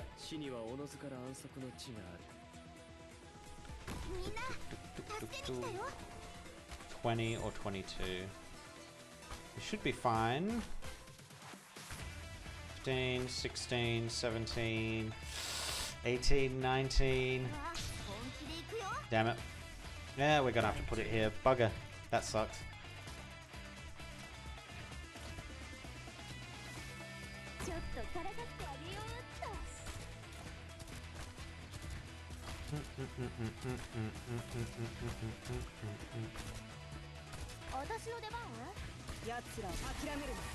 God damn it, dude. Really? Why do we not have the damage here? Hello? We might actually have to bring a proper Vanguard. We need something cheap just to drop real quick. Maybe we get rid of Irene and we bring someone cheaper. How much is Saga to drop? 13. Yeah, maybe we drop the Saga.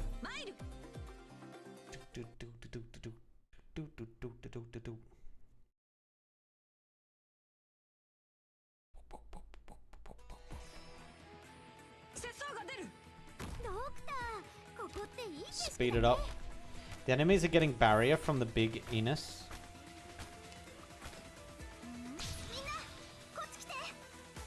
Hey, we actually got her out this time at a good time. Oh yeah, they die so much quicker.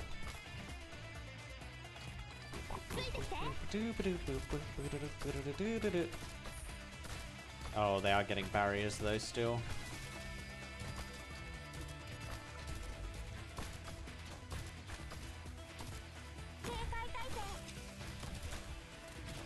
Alright, we got pretty good damage here now.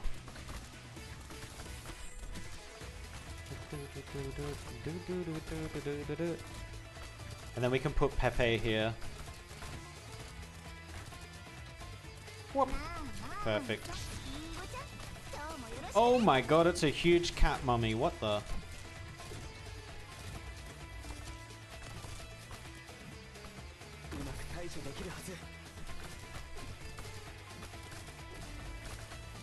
Not sure what this thing's gonna do, but we also don't have a great place to put Civilite. I guess we could put her here. She's kind of useless over here, but she'll get at least some damage off. Nope, maybe not.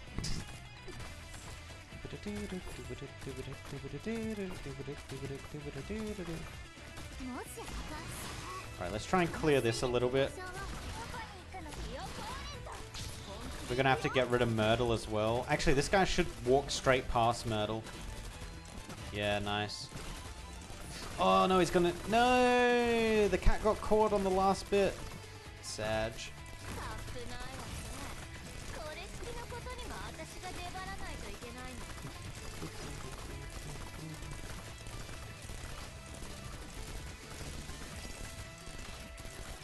Alright, we're looking fine. I'm actually gonna get rid of Civilite.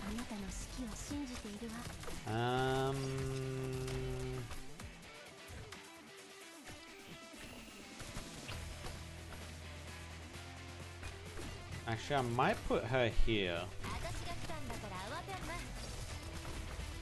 The cat doesn't... Oh, I was about to say the cat doesn't seem like it's doing huge amounts of damage. Almost one-shots the Myrtle. Alright then. Understood. Oh, Pepe's almost dead. Goodbye, Pepe. Rip.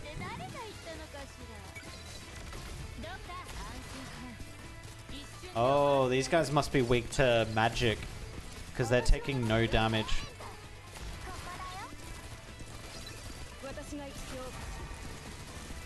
Try and weaken him a little bit.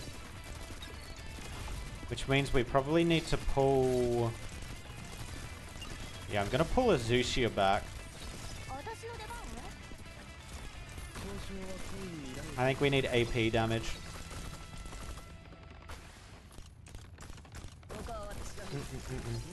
They aren't weak to damage, you'll want to read their description. Oh.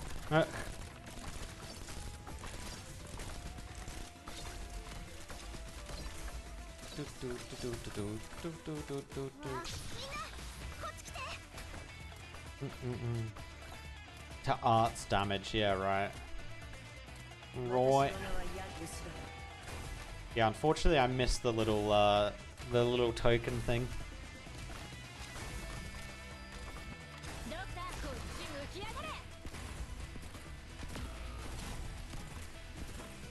Rip Myrtle. Alright, I'll wait for this one to come up and then we'll use him.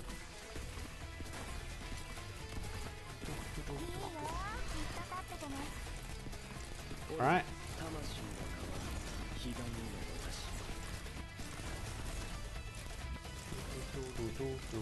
Pepe, get in there. Nice. They're pretty nasty, not gonna lie. Ooh, yeah, I need to read up on them. I imagine there's gonna be a bunch of them in the final boss fight. Now, where did I end up this time? The waterfall. Pepe sees the same boy by the waterfall with his head down, washing something. She quickens her steps in a bid to get the boy to notice her and realizes he has grown taller and more mature since she last saw him. The boy has become a young man. Okay, enough. I don't care who you are, just let me leave. You're hurt. Your face. Don't worry, sister. Most of the blood is the enemy's. The battlefield was more complicated than I expected, but they were no match for me. I won. Zubaya, I went to the temple in the Arzalan rainforest and got a blessed amulet for you. I pray it can protect you from harm. I'm not afraid of wounds, sister. These scars prove I've grown. Pepe looks down and spots a longsword lying horizontally by the half-kneeling youth. Several streams of fresh blood flow from the sword down into the nearby pool, dyeing the water pink. Pepe turns her head and sees the girl behind her with a gentle smile on her face, but also concern in her eyes. She turns back only to find the scenery around her has changed once again.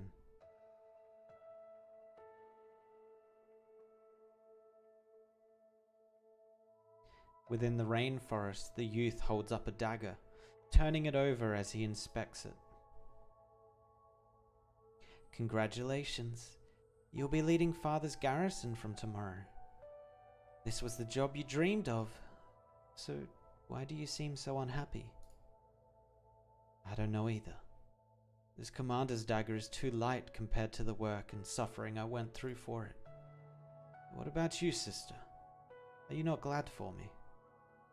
No, Zubaya. I'll only be glad when you are too. The books you spent countless days and nights on, did you find anything? Zubaya, Sargon's history extends past what we can imagine, and we lack a complete record in our manuscripts. I plan to compile a volume that records past events that have been missed or omitted. Hopefully it will complete the account of Sargon's history. That'll be a thick book.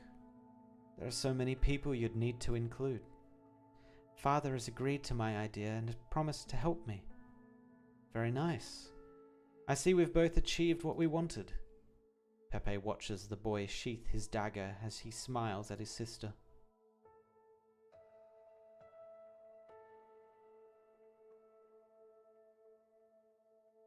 Where am I this time? When does this one take place? Oh, damn. Okay, bro. He's dripped out. Look at all this frickin' jewelry. What the hell? Zubaya, why do you seem upset? That Kuranta from the east has changed Father into a much different man. All these years, Father had remained stoic, even in the face of uprisings and challenges from various tribes. Time and again he would reorganize his troops and fly his banners. When Father sliced his enemies apart with his sword, even the warm blood that spurted from their necks could not melt the cold gaze behind his mask.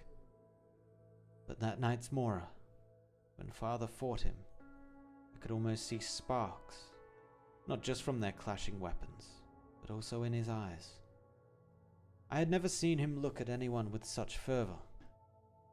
Zubaya, I can sense it. Our father's passion for our country has long since faded. I heard some worrying news. Father plans to invite Karundu Kargan down south to wage war against those invisible foes. You're going with them, are you not? Those strange enemies have already been encroaching on our land bit by bit.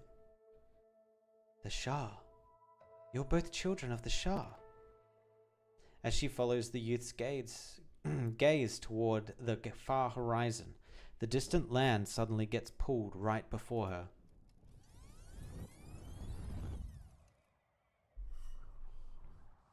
Pepe sees a barren desert devoid of green as her eyelids are buffeted by sand.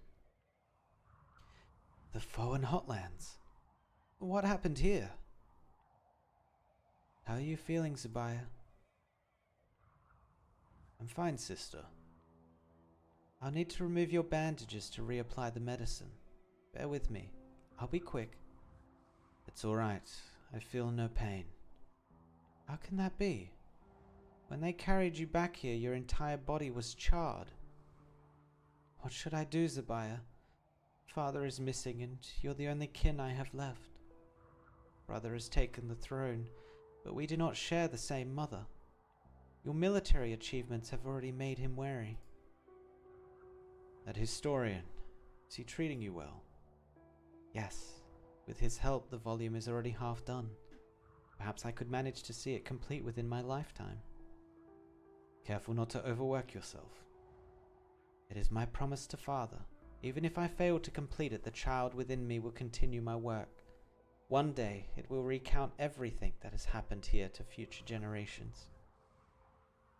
It will be a bridge across the vastness of time, connecting the readers with those recorded over the great river of time. I hear they plan to build a cenotaph for Father. Yes. Before he left, Father confided in me about a trove filled with the land's treasures. He instructed me to reveal its location only to the descendants of the Knights. Brother will not be happy when he learns of this. Sister, you chose to record Father's every word and action to memorialize his departure, while I chose to protect everything he left behind. Father has only just left, and already war rages among the western tribes. I must go and quell the unrest. But how? How will you go in your current condition? A gemstone artisan from Arsalan told me he could preserve my consciousness into gemstones inscribed with special circuits. The craftsmen who created the Zayadeen are also willing to build me a new body. Did you already decide on this before telling me about it, Zabiah? Sister, I do not wish to be bedbound forever. Zabiah, I only wish for you to be happy and nothing more. Promise me you'll never forget this. I promise.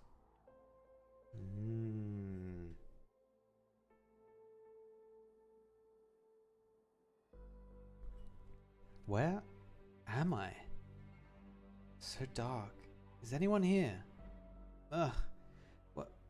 Why can't I talk? Drat, I can't move at all. My limbs are all bound so tightly. Are you ready? I'm about to remove the brain. Brain? Administer more sedative. His pulse is still beating rather rapidly, and I need him to be calm. Are you talking about my brain? Oh god, they operated on him while he was still conscious? Yuck. Yikes. A cover is lifted and light pours in. Pepe finds herself lying on the center of a stone platform. People around her come and go as they apply sticky, pungent medicine, tightly wrapping her body with linen, constricting her attempts at movement. Her observations are cut short when an old man walks towards her with a small knife in hand. Pepe would have panicked, but the sedative starts to take effect. She feels someone holding her head down, and the tiny blade inches towards her forehead. Ugh, nope. Nope. Yikes. Is this what Zabiah went through? When they transferred his consciousness, he was still alive. Ugh, yikes.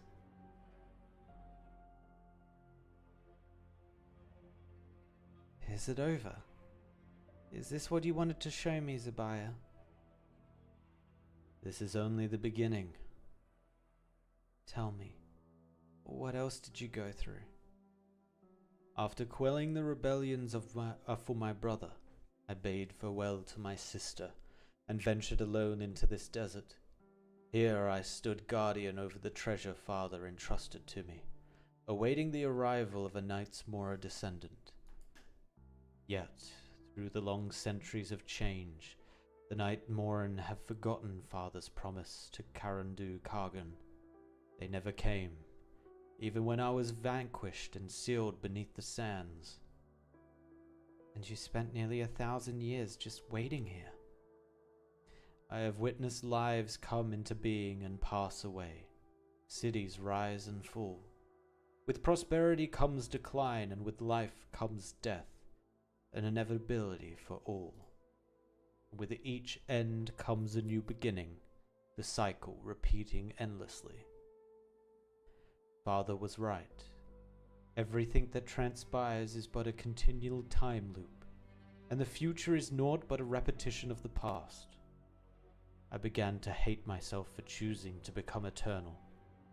I wished to forget, but my sophisticated memory system prevented me from doing so. It kept my experiences fresh and vivid in my mind, every detail distinctly clear. Pepe, you once told me you wished to become one who remembers history, both written and unrecorded. You wish to witness the truth behind the history with your own eyes. But that comes with a price, Pepe. Tell me, Zubair, in your long life, even with the unbearable suffering you've been through, did you ever consider forgetting your father or sister? Never. That's my answer too. We should remember the things that shouldn't be forgotten, even if they bring us pain. Very good.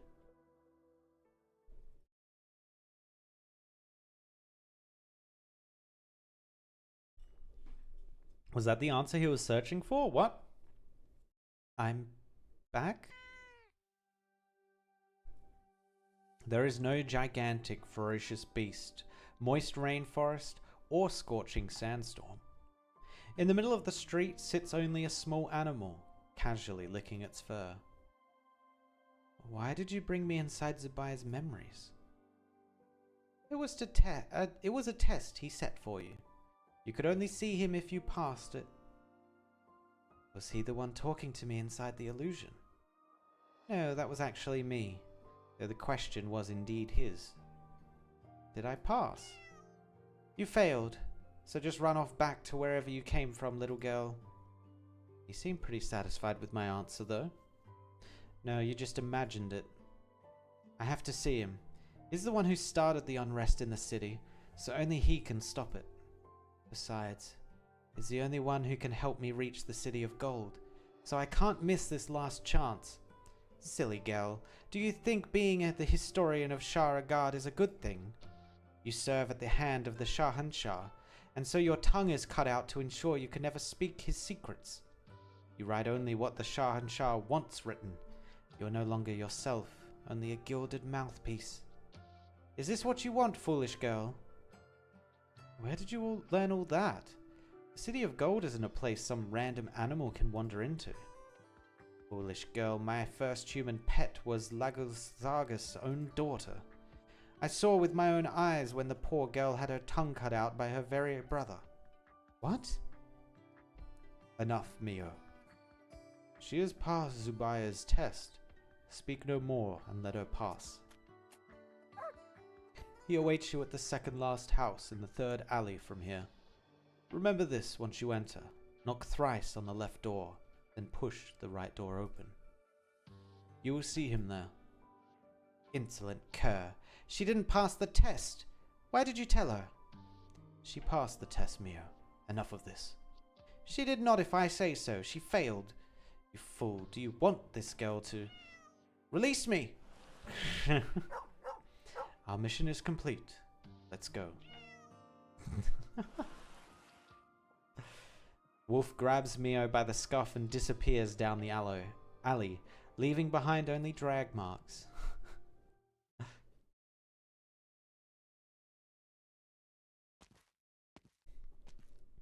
Oh, she's got the hammer out now.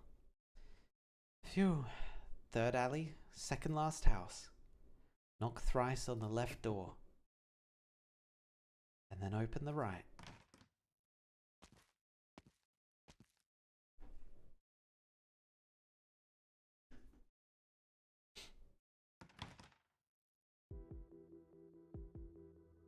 We meet again, Pepe. Question. Would I have found you if I didn't follow the instructions exactly? Actually, you would have found me no matter which door you opened. The key is whether you truly wish to meet me. Zubair, I've come here with a hammer. Do you intend to intimidate me with force?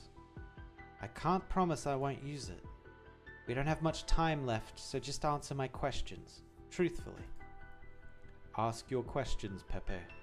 I'll answer them faithfully, not out of fear, but because it is my choice. Have you found the 4th gemstone? Yes. Someone was keeping it safe for me. Their family passed it down through the generations, waiting for the day I would awaken and return. Did you decide to destroy the entire city the moment you got it? The whole place is in chaos because of the jewel constructs. Pepe, I apologize for what is happening to the city, but I have to do it. My duty compels me. 4th, the liver. We go into the night, awake and alert, for duty and obligation. Are your memories related to your duties complete? Indeed. So where's the Shah's treasure trove? Right below our feet, underneath the city of Menat Hamite. You could say this city was founded by it, and is prosperous because of the infinite treasures left behind by Father.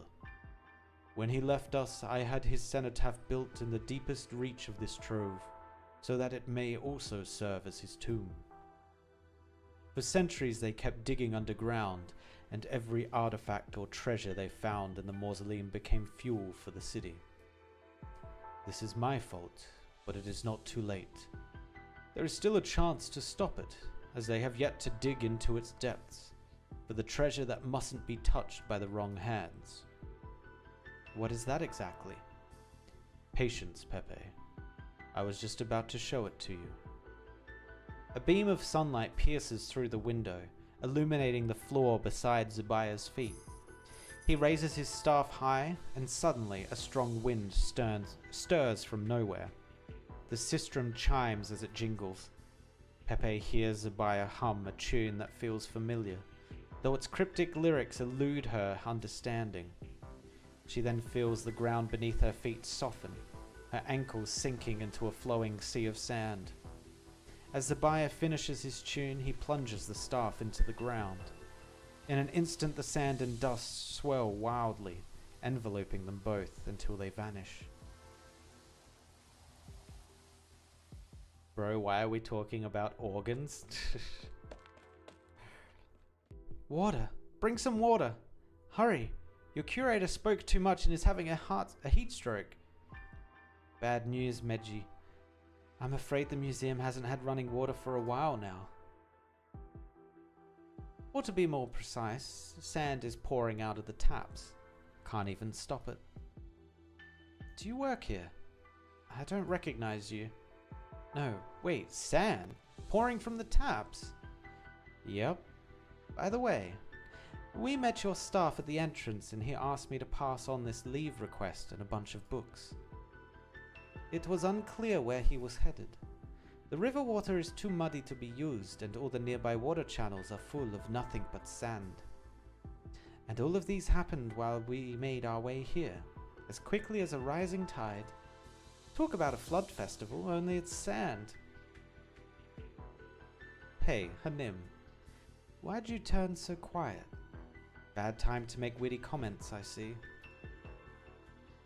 Anat, wake up, hurry. We're going to die. You've only just realized that, after everything that's happened today. Meji Hanim, could you explain what's going on? To put it simply, if every gem in the city can be removed from its place, then the ones used for water purification are no exception. If too many of them are removed, the water purification system will stop working, changing the internal pressure and causing sand to intrude. If this happens, the constructs will have an endless supply of sand to build their pillars and walls, ruining the city. Also, Tidi, I'm worried about something worse. Such a sudden pressure change will almost certainly damage the city's ancient underground river canal system. I didn't want to mention it for fear of it coming true. Now I'm really scared of for this city. Go on, what happens when the underground canals are damaged? A large volume of water will seep out and loosen the sand, forming quicksand. The whole city will sink underground, and the modern materials the constructs can't use will be buried deep down in the earth. And this is just speculation, but the constructs have been building their pillars and walls for a specific reason.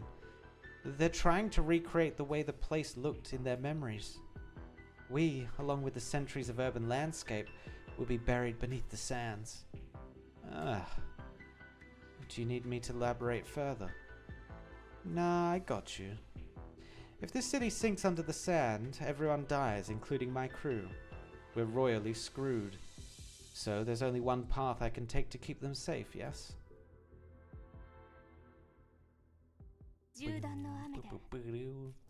Oh, this is the boss, right? The boss is gonna be the cat. The big cat mummy. AS9.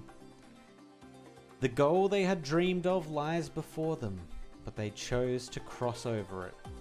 Farewell to the past. Okay. We got a lot of melee titles here for some reason. We could just bring a shit ton of guards and use the Pepe buff for them. That might be the strat. That might be the strat. Guards. Oh wait, she does guards, not lords, right?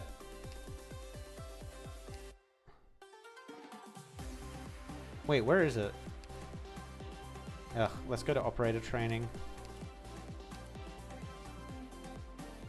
Wait, where is it? It's a trait, right? Wait. Oh, do I not have it? Do I need Profuse with Lotus? I do need Profuse with Lotus. Okay, so we don't need to worry about that. Let's get rid of Exousia.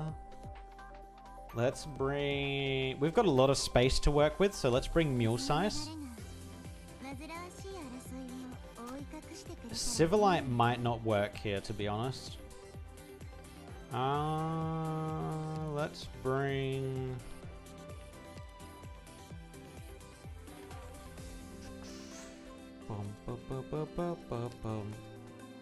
Let's bring... Kind of want to use Amir. Let's bring Amir. Which means we probably don't need Lumen, to be honest. And then I'm thinking Horn. We'll see. Horn might be too expensive. Note the leftmost column. The leftmost column. Uh-oh. I didn't note it. I did not note it. Welcome, Pepe. Is this the Shah's treasure trove? It looks so much like a museum. Your instincts are correct. Parts of the city felt familiar, even before my memories returned. I believe its architects may have been inspired by the mausoleum. What lies here, Zubair? Ooh.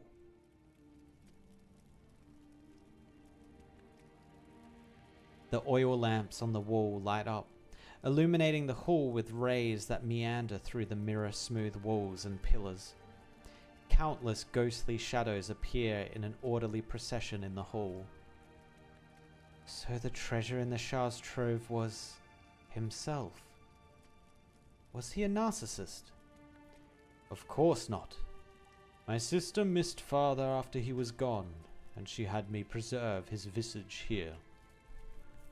1,000 years ago, historians preserved the words and deeds of my father using ancient technology they discovered, allowing him to appear in a way. I found something similar in Arzalan. It showed me an image of the Shah in a crystal cave. I left it as such. I thought a descendant of Knights Morak would find it and follow the trail. You hid it too well, Zubair. No one else could have found it. I hid it. I built a massive temple on top of it. I guess it didn't stand the test of time. All I found were some ruins. But it guided you here, where you awakened me. That is the wonder of time. What seemed trivial at the time could, by fate and coincidence, cause the puzzle piece to fall perfectly into place. There are even images of the Shah without his mask. Arslan wasn't the only site I've seen images like these.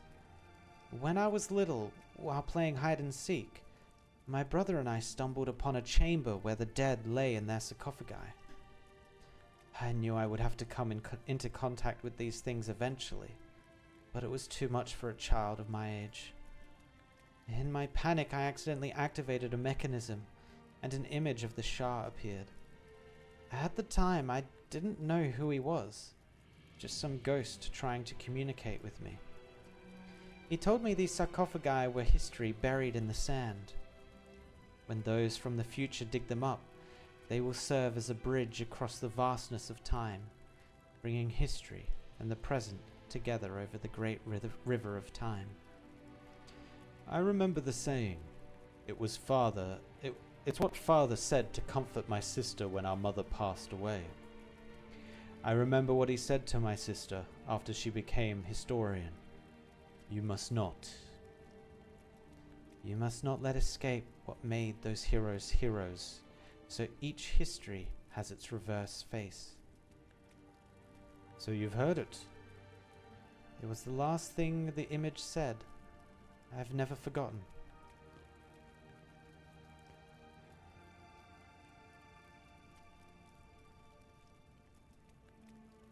Looking upon the image of Lugus Zargus, Pepe cannot help but feel a sense of absurdity.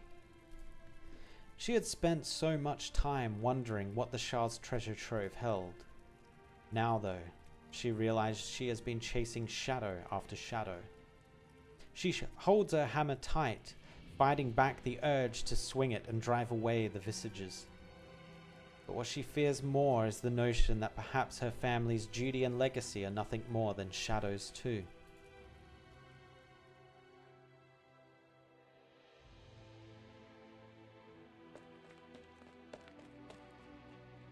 Meji Hanim, I've contacted all your staff in the directory. Anyone else crazy enough to come? I'm not sure. A lot of the answers are very vague. Thank you. Get a few more bottles of water for Arnott, please. At once, Meji Hanam.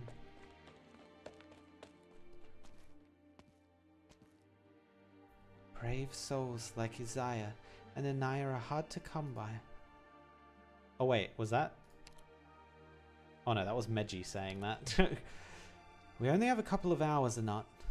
The best thing we could ask of them is to make a run for it outside the city.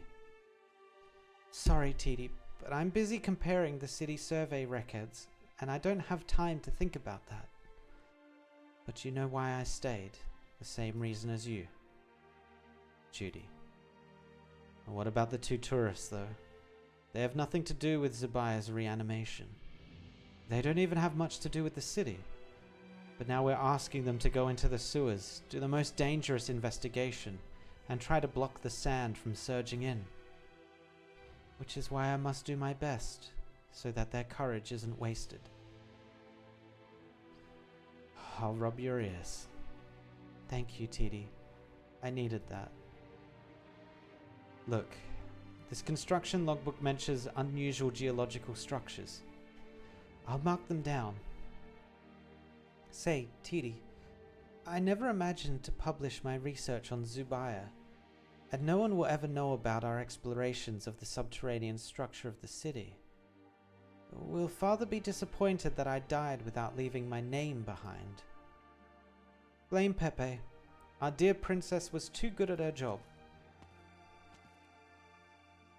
Lasver Effendi? I apologize, esteemed overseer, but the museum is not in a position to offer hospitality during this emergency. Please, no need for formalities. I'm no longer the overseer, just a humble craftsman free again at last. The museum cannot guarantee your safety at this time. We must advise you to leave the city center as soon as possible, by any means possible.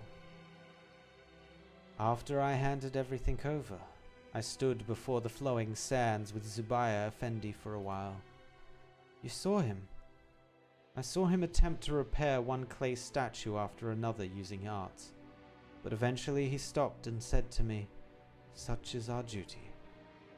I understand. Duty is what we uphold to the very end, without ever asking why. To whatever end.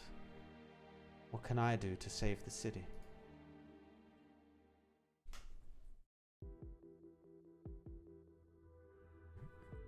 Alright, it's time to show my leadership skills. Soon you realize that you should have listened to me and stayed in the museum to protect the others.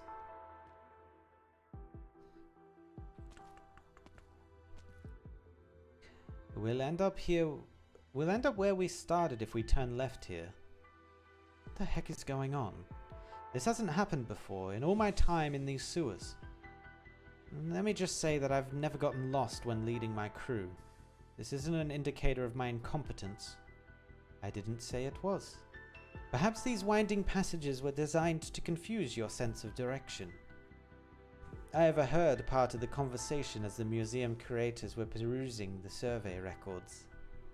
They believe these old sewers are just a small part of the city's underground structures, and they might be able to deduce a path to a deeper levels through historical records. They had been assisting an archaeologist, trying to find clues that may lead to the site known as the treasure trove in ancient documents. If the former site of another massive building really is hidden beneath this city. A treasure trove? Forget I said anything. You don't seem afraid. Afraid of what? Isn't our job just to find the sand leak and close the gate to that section? If the gate's broken, we'll just seal it with the boards that we're carrying. There is a good chance we won't find it. Well, that would be a shame, since the city is getting buried in sand if we fail. But we'll be the first to see the sand rushing up from deep down, and we may have time to call the museum and warn them to run. We'll be dead for sure, of course. Wait, is this why you insisted on coming to the sewers? Because it's dangerous and you need to be at the front of it. Narantuya, Aspasia, do you hear me? Yeah, we're together. We found a clue. Listen carefully and you should find Lasvar's clockwork foul beasts. They're machines that resemble blue foul beasts. We've estimated a few possible locations for the deep level structures. If you can create an opening in the wall, the clockwork foul beast can fly down and gather information. With enough information, we should be able to find exactly where the sand is rushing in. But there is one caveat. The clockwork foul beasts are unable to perform heavier tasks like toggling switches and plugging gaps. You have to go into danger.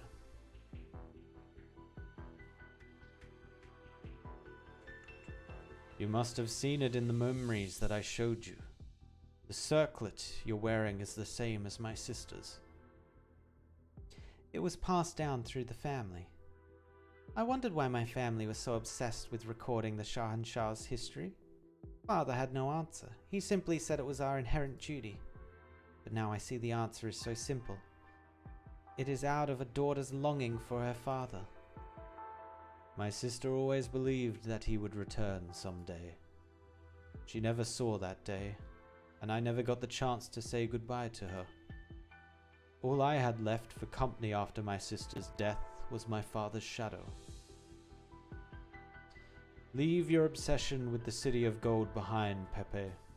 I know how to seal consciousness into a gem and how to build a body that never decays. You will have life eternal to experience, to discover, to record. I'm sorry, Zabaya. I can't replace your sister and keep you company. I have a younger brother myself. He's the historian of Shah Garda. A shame. It is hardly an honor. They know too much that cannot be put to paper.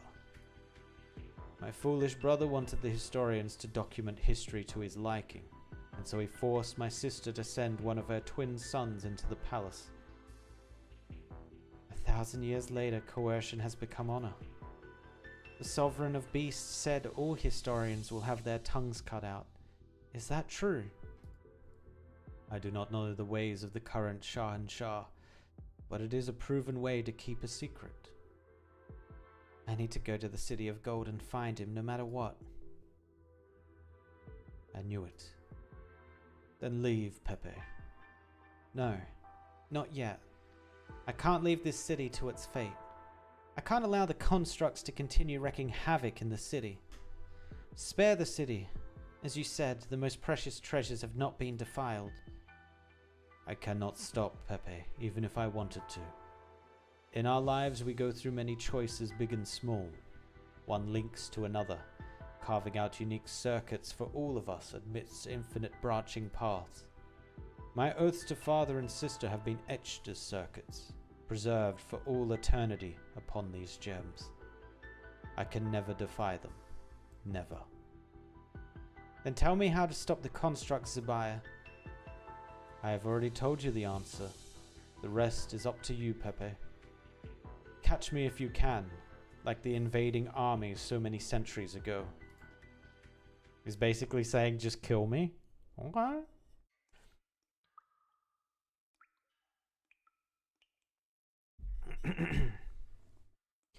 There's something I've been meaning to tell you since talking to Ajazi and Ajani the other day. Man, this is hard rock. I hope we have enough time. What did they say? A blue clockwork foul beast circles overhead, urging them to dig through the stone bricks before them. Aspasia is glad that everything is going smoothly. She has only one more task before embarking on the path, if it indeed exists. I learned why you thirst for wealth. You feel like you owe your past crew. Oh. When did they start? The night when we fled for our lives, or the time when I gave away all the treasure? After you left. I heard many stories from Ajazi and Ajani, how they struggled to use saws properly while logging, often breaking them with brute force. How they tried their hand at bookkeeping but messed up the records. How someone slaughtered their last burden beast with a knife, then sold the knife to buy a pot to treat everyone to a feast. Word about his cooking spread, and he opened a food stall at the market. Customers flock to his stall to this very day. How someone wrote a novel based on their time as a desert bandit, and became published in the local paper. The latest chapters feature your gang traveling back in time to fight for the Shah's throne. Most of your old crew have a house and don't need to migrate with the seasons. If they fix their roofs in time, they won't even leak during monsoon season. They'd say they're all doing rather well. Of course I know that. I respect you, but I don't think you owe them anything. Just as you don't have to save an entire city just to save Ajazi and Ajani. You should get out, go back to see them. Then put down your burden, your duty, and start moving forward again. Aspasia is interrupted by the rumbling of a sliding boulder. The pair seems to have stumbled upon one of the mechanisms of the ancient maze.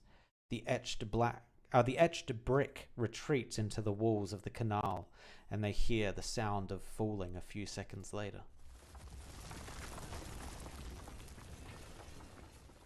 The entire wall begins to collapse, but as Anat said, what lies beyond is not sand. Pitch black darkness indicates that they are staring at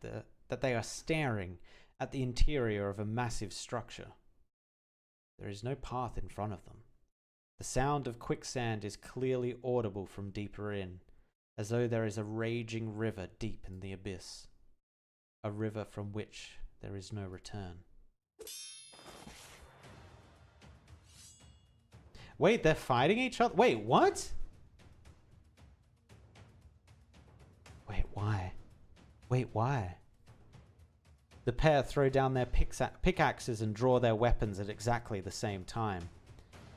Kicking up a cloud of dust, they face off less than 10 paces apart. What are you doing? Stopping you from jumping down. Wasn't I the one who had to stop you just now? Been wanting to say this. If you came to die, I can't let you go any further. I thought you would be better than those two stooges, but it turns out you need me to save you too. I told you, you don't have to carry this burden. You've got it wrong. I just want to go down and see for myself. Besides, no one can do it better than me. That's all. I want a mountain of gold, even if I didn't care about letting my crew live a better life. I'm just greedy, plain and simple. In our lives, we go through many choices, big and small. You call it duty. I prefer to call it choice. This is who I am. Okay, so they're fighting each other for who's gonna save the city. Okay. Right then. You're a trained fighter who won't walk into a knife. Well, things are about to get real this time. Don't get mad. I have nothing but sincere gratitude towards you, Narantuya. I need not fear a duel with you. I didn't dare believe my heart because I had made an oath to my family about blood and violence, about war being the most just form of violation. But you've shown me how resolved the heart can be. Perhaps there is something to be said about the convictions of the Sargonians. My choices make me who I am. From this day... Hey, wait for me to finish.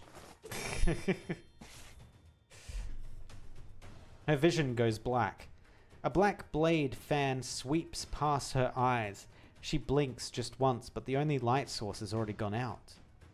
She knows that Narantuya has 2 black knives. They are equipped with special mechanisms and cannot be unsheathed directly. Yet in that instant, all she recalls is the Kuranta elders known as the Knights Mora, renowned for their relentless marching day and night, devouring the sun at high noon.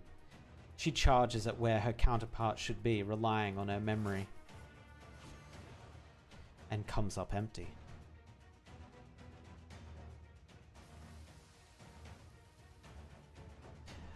A little sleight of hand, a simple mirage of Originium arts. Who said anything about winning the fight? All I need to do is jump first. Embraced by the darkness and illusion, Narantuya takes a step back. Wait, Narantuya, this is not a fair duel. Another silver medal for you.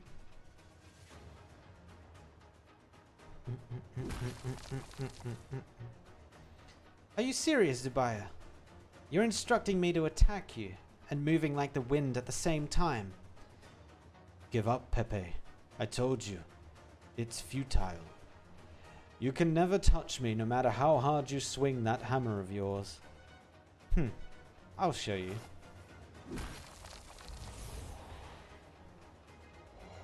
Oh my god, there's multiples of him. Are you trying to break the support beams to limit my movements? Again, it's futile. The broken columns and floor are quickly repaired by sand, leaving no trace of damage. Pepe goes through illusion after illusion, seeking Zubaya. Whenever she catches a glimpse, however, he soon disappears behind more illusions and is once again nowhere to be seen. Focus, Pepe. Did you know, Zubaya? Before I turned 14, the doctors said I was a frail girl who would never lift a heavy hammer like this. Quite the difference the way you're swinging it, despite your diminutive figure. I trained under Sargon's top strongman so that I could penetrate the deserts and jungles and discover long-lost ancient ruins. By the age of 17, I could cross the vast desert on my own and fight off a dozen bandits at the same time. That alone is not enough, Pepe.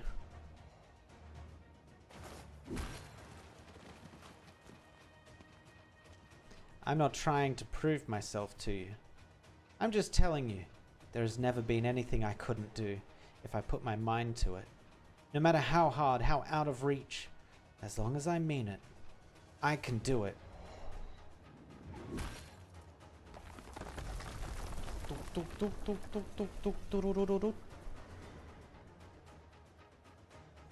You hold this impression because you have only lived 22 years. I had cut down countless foes with my sword when I fought under your father's banner. Their screams filled me with confidence. I believed that there was nothing I couldn't acquire, nothing I couldn't do given enough time. Little did I know that my greatest enemy was time itself.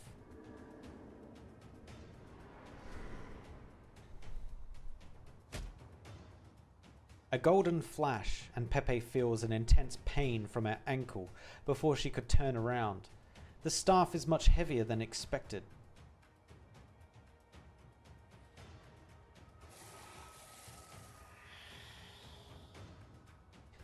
You must be faster, Pepe. It is etched upon my gem circuit that everyone who violates my father's tomb must die. Your attacks have begun to anger it.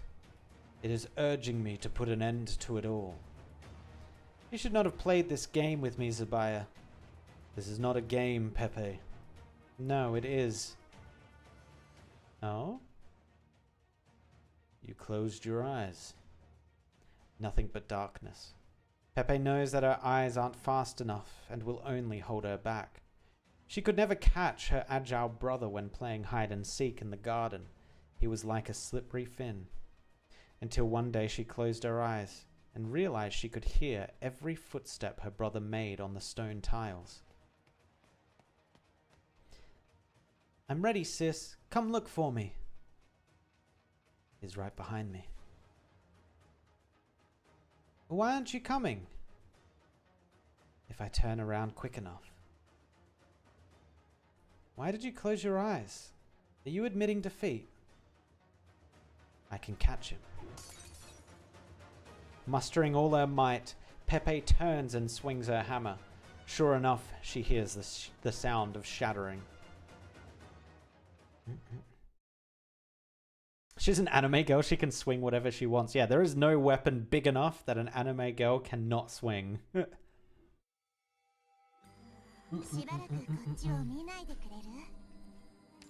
Okay. He stands, an obelisk of the past. Behind him, the possibilities of the future await. Okay. Let's just have a quick look at the map. So this is essentially our kill box right here. These 6 squares. Oh wait, no, there's a back line. We can probably deal with this back line pretty easily though.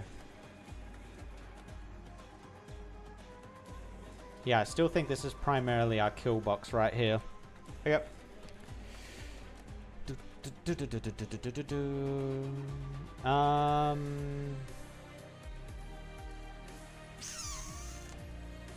Yeah, sure, let's do this. Okay, the whole top row is taken by mule size. Wizardell.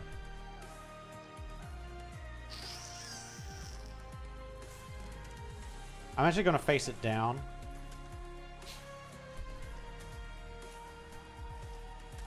And then we can put Horn here. That's not optimal. We can put Horn here.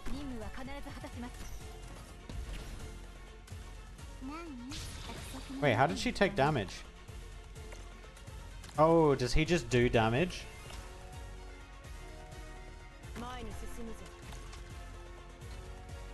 Let's put you here. I'm gonna have to put a healer out then sooner rather than later. Let's try and get rid of as much of this green as we can. Luckily, these things do attack the green.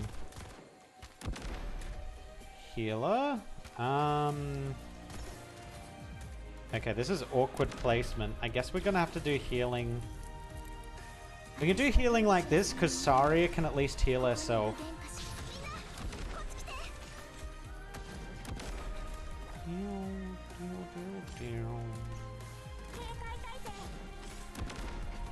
Look at that, we've almost gotten rid of all of this green.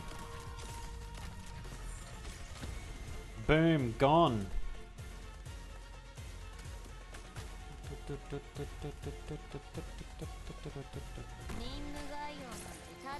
Wizardella.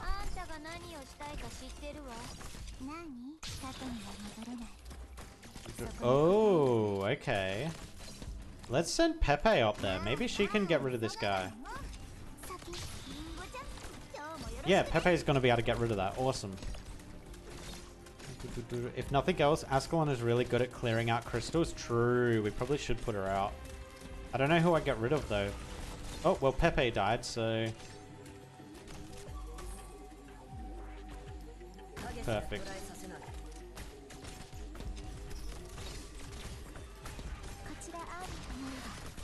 Oh god, I need Amia to be doing big heals right now. Luckily we... Oh, now she has nothing to attack though. Ooh.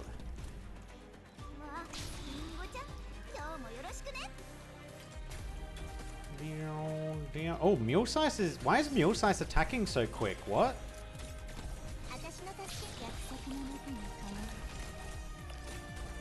Interesting.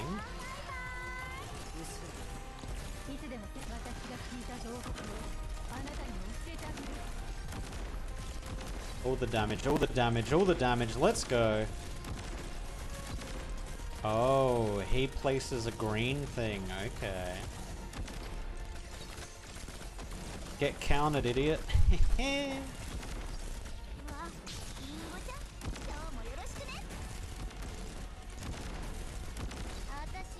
Not within range of the Wizardell yet.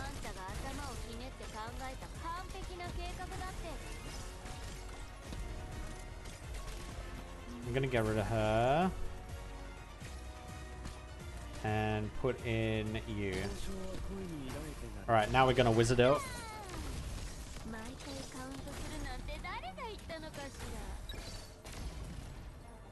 Wait, is he healing? Oh, I think he got stage 2'd. Wait, I have birds? Oh no, I've got these, right. Wait, what's going on? He's doing something else. He has a shield on too. That's cheating.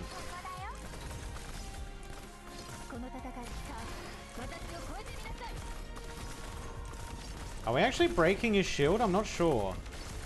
I think he might just be shielded. Oh, wait. Are we meant to get rid of all the green? Ah, I think that is what's going on.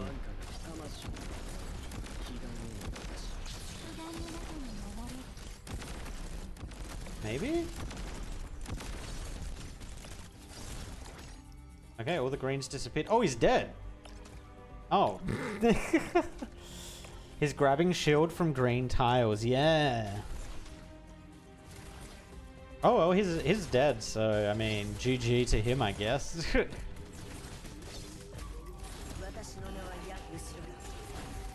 Now we can just speed it up because I think it's just these two left. And I think they're just going to die. Yeah, I think they're there just to lay down the green stuff. Yep. Alright. He got absolutely nuked there. I'm not sure how we healed AoE though. Like, I'm not sure how Mulesize was getting healed.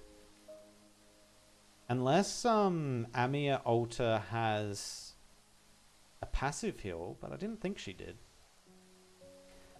Pepe opens her eyes and sees Zubaya's sistrum, inches away from breaking her neck in half. Ooh.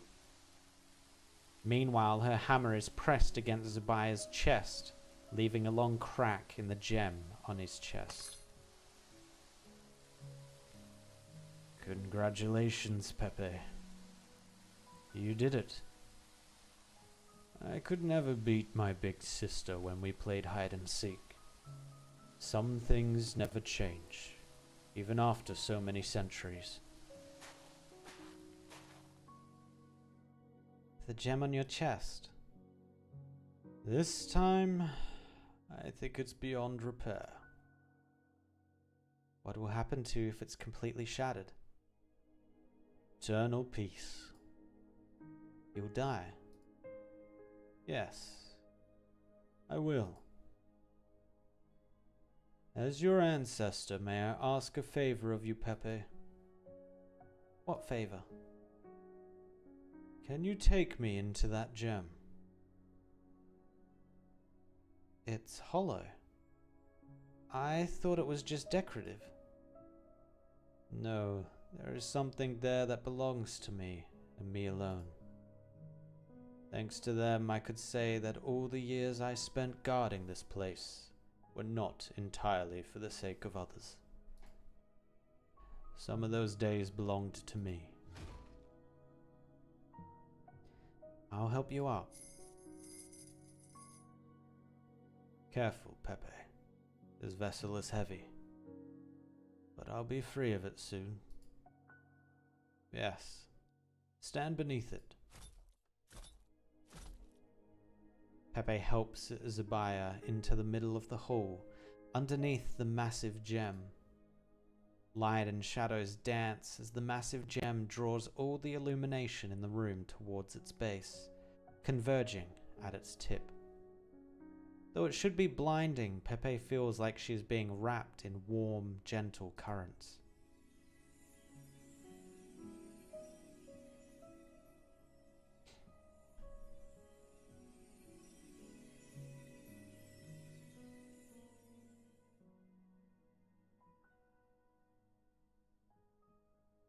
I see it, young Knights Mora. This is your own dream. Go forward.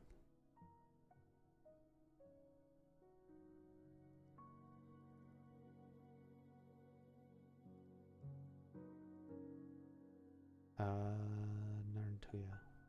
Wait, Narantuya? Huh? This feels familiar. As if the Beck Beast is stepping on my head again. Hey, Anat, where am I? Aspasia, do you hear me? Should have known. The comm's broken.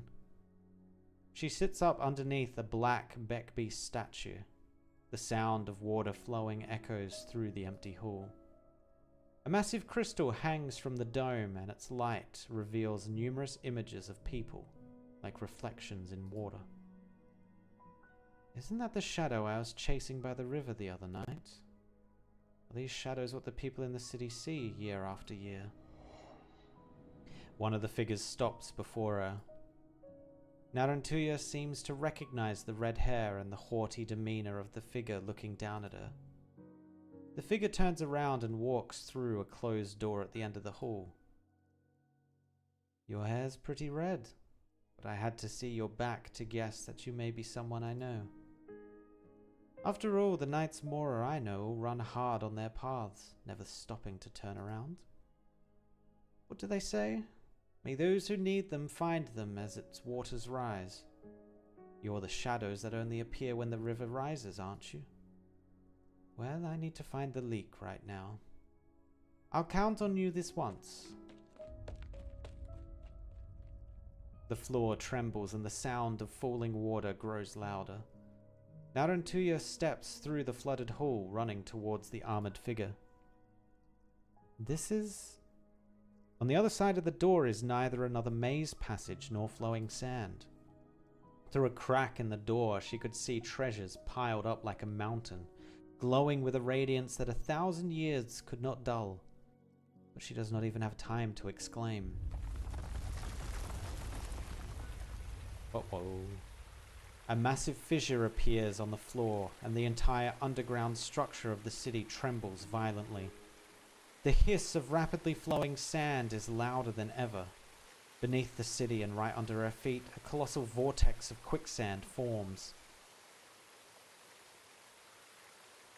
Come on, that's the leak I'm supposed to plug.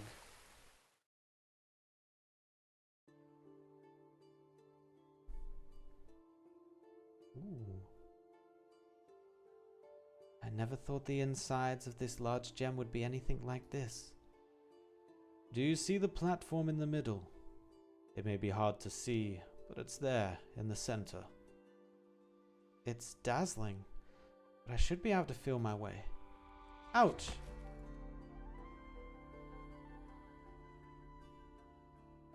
No chance I was going to see that step. Be careful, there are 3 more. I found the platform. There's a gem on it. What do I do next?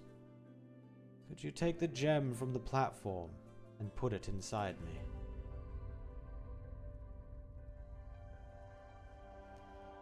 Water is seeping in. The structural integrity of the trove has been compromised by quicksand.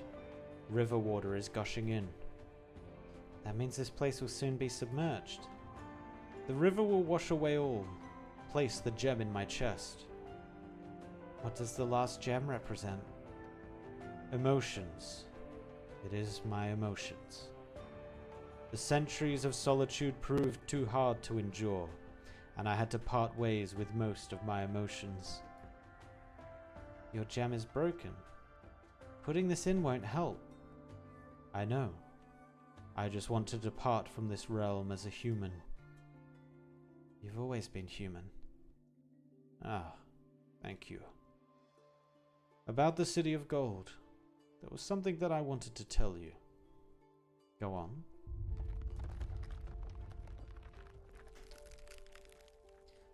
Never mind. What? What? There's something I wanted to tell you. Ah, never mind. Huh? Zabaya? Let go, Pepe. You must let me go.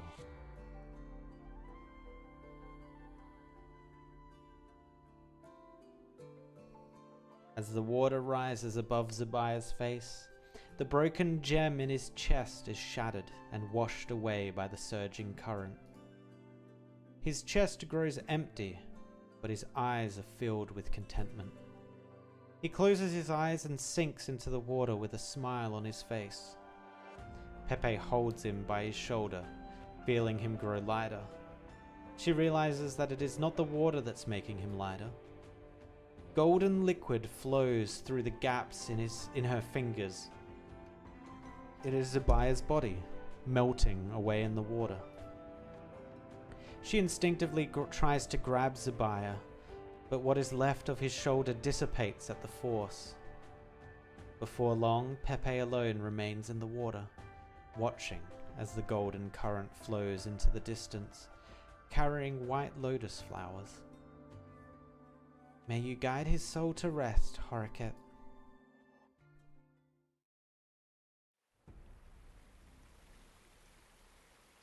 Water pours down. Narantuya remembers trying to catch an entire rain with the bottles in her pack when she was little. Later she learned that rain and drought are simply part of the cycle of life. Her tribe migrates with the weather atop their burden beasts. They cannot and need not carry so much water in their bags. Another tremor sends the structure beneath her feet close to collapsing. Beyond the sturdy door to the trove, gold coins clatter against each other, their alluring clinks echoing the sound of her dreams. I wish I could tell those two kiddies in the museum that a hole big enough to sink a city isn't going to be plugged with a few planks. Narantuya remembers how she dreamed about it. If she truly owned a mountain of gold, real gold, not the gilded iron ingots that the Lords Emir smelt, or the empty checks they write, the first thing she would do is dance on top of it. That way, all the treasure will be captivated by her and never leave her again. Well then, let's dance. Narantuya backs off a little bit and lifts a black Beckby statue. Then she charges at the seemingly indestructible door. Open up! Did the door actually open? Slowly the door opens to her shout, and she glimpses a corner of the mountain of gold through the gap. The mountain of gold begins to collapse as the structure tilts further and further. Treasures beyond reckoning spill out, further widening the fissure as they crash onto the floor. Oh my god. And she just has to hang there watching it go. Water crashing down from above mixes with gold and sand, distorting the walls under its pressure and turning the massive treasure pile into a glittering waterfall. The Knight's Mora nimbly throws her knife and grabs onto the rope attached. Like an elegant dancer, she swings through the air, watching as the mountain of gold cascades into the shimmering deluge. She throws her head back and laughs. It's not quite how I envisioned it, but I knew I wasn't delusional. I really made it to the City of Radiance and struck gold. Honestly, how many in all of Sargon's history have enough gold to make it rain like a waterfall? I'll remember this sea of gold, just as I remember that what I desire I shall have. I'll amass more gold, then I'll make it rain once more. When that day comes, the deserts of Sargon will remember my name. This is my choice. The glittering begins to dim as the gold falls through the fissure and into the vortex. The roiling sands begin to calm. The sunken treasure has filled the fissure, staunching the quicksand. Wait a minute. One less piece of treasure or two wouldn't have made a difference, right? Why didn't I at least take one home?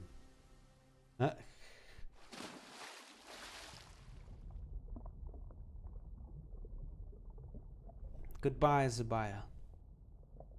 Huh?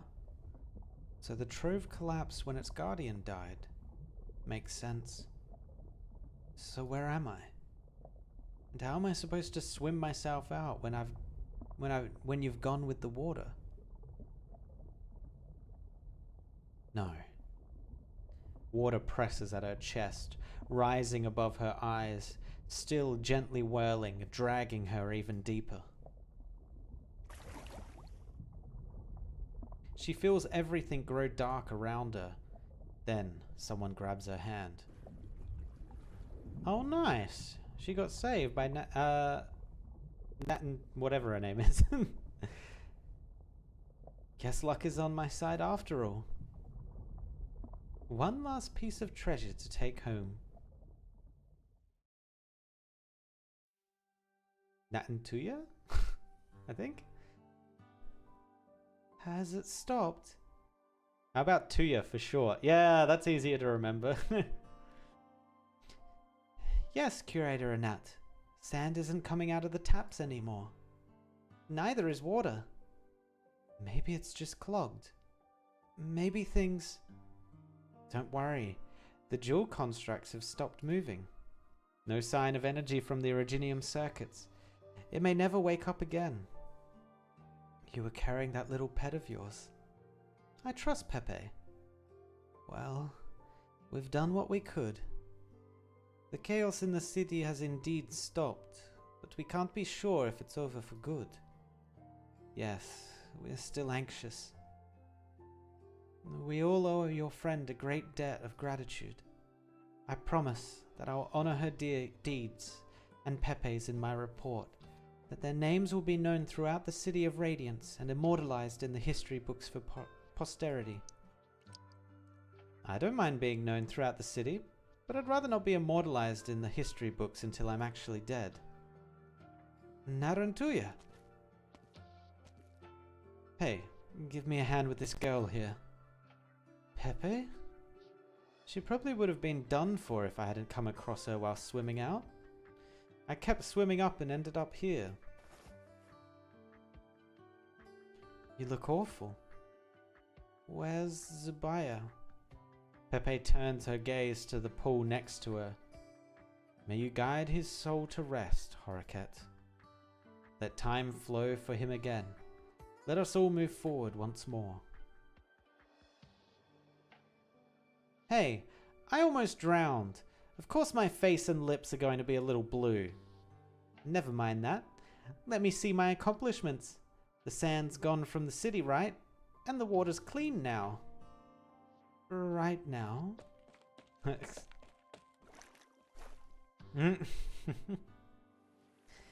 How did you get your face so dirty when you've been inside the museum all this time? Come, let's wash away that dirt. No, not getting wet from the rain is the main reason why I don't do field work. True cat energy right there. Looks like I've saved quite a few lives today. But I guess none of these kiddies are competent enough to be my subordinate. Oh, they're all happy. Oh my god, look at the look at the goddamn horses. Right at the top. What does a competent subordinate look like in the mind of that Kuranta? Well, see? I told you Narantuya would be fine. She wouldn't have just left us here. Sit down, Ajani.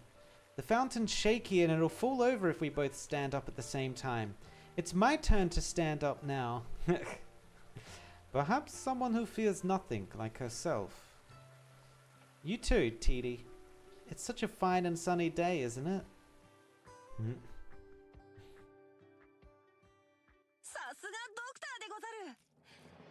Some CGs near water because we have to remember last minute. This is a summer event. Hello. Not gonna lie, Egypt is the last place I want to be during the summer. True, it probably would be ridiculously hot. I was saying before though, I would love to have like an aquatic center, like a public aquatic center or like a pool or whatever, be styled after Egyptian place, because I think that vibe is just, it's amazing. And it's so much better than the super like utilitarian pools we get usually. Like give me like a full decked out Egyptian styled pool. That would be dope. Alright, we got the last little story bit here, and then that is it. That is the story completed. Each go their separate paths in a city that is no less radiant after the turmoil.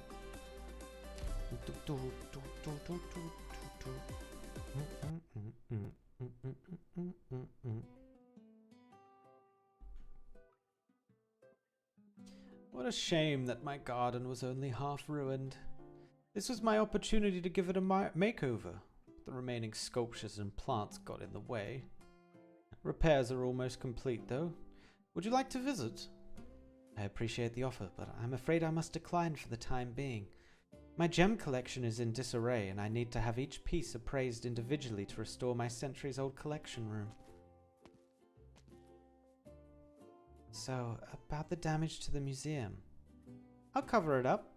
If that doesn't work, I'll charm Father with reason and sweet talk. Either way, he will persuade the sponsors. And the museum's special new collection? Don't worry, I'll explain it in my letter. I don't think Father will allow you to display the ancient architecture that the jewel constructs recreated, though. I understand. The first duty of the museum is not to display history, but to preserve it, and that includes ensuring that what should remain unseen remains unseen. Thank you, Pepe. I can finally sleep well tonight. I'm the one who should thank you. You and Titi helped me find the gem. We made a historical discovery, and... Narantuya? Huh? Oh, it's nothing. All that museum talk's gotten me bored, that's all. I apologize. I invited you here because we wanted to express our gratitude. Regarding your request to give Ajazi and Ajani special treatment written into the museum rules, we're currently fulfilling it in a more subtle manner. What are those? Some kind of clay figurine? No, 2 new members of the museum staff. 2 stooges who'll still go to work even if it's hot enough to melt roads. I'll instruct everyone to take good care of them before resigning my post as acting curator. I still can't believe it or not. Are you really giving up your job? I suppose Father won't be happy with my decision. For as long as I can remember, I've watched this city through the window. If it were a book, I think I've finally finished it. Its history, its past, its deeply buried secrets, which would have remained hidden if not for adventurers like you charging headlong into them.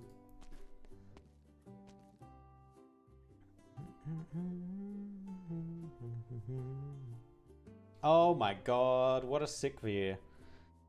Bruh. Amazing, isn't it? It's only been 2 days, but the city is already mostly restored to its former state. There's still a lot of repair work to do on the houses, and the cracked roads will need to be paved again. But the water supply is clean again. Of course, the river always flows. Yes, the river always flows, no matter how many cities turn to sand and how many more are built upon it. The waters will carry away all. In the face of eternity, it's more of a certainty than a choice. But eternity has no meaning. Well, like Titi said, it's not such a bad thing for the museum to have an outlandish exhibition once in a while. Huh, That I agree. You know, before coming here, I really did imagine going on a heart-racing adventure. Of course, it's nothing like what we've been through, just a battle of wits and courage with someone who's after my gems. Pity no one would actually do that to me. Such a shame. Huh. I dig it, Narantuya. Actually, there's one more thing I'd like to ask, Pepe.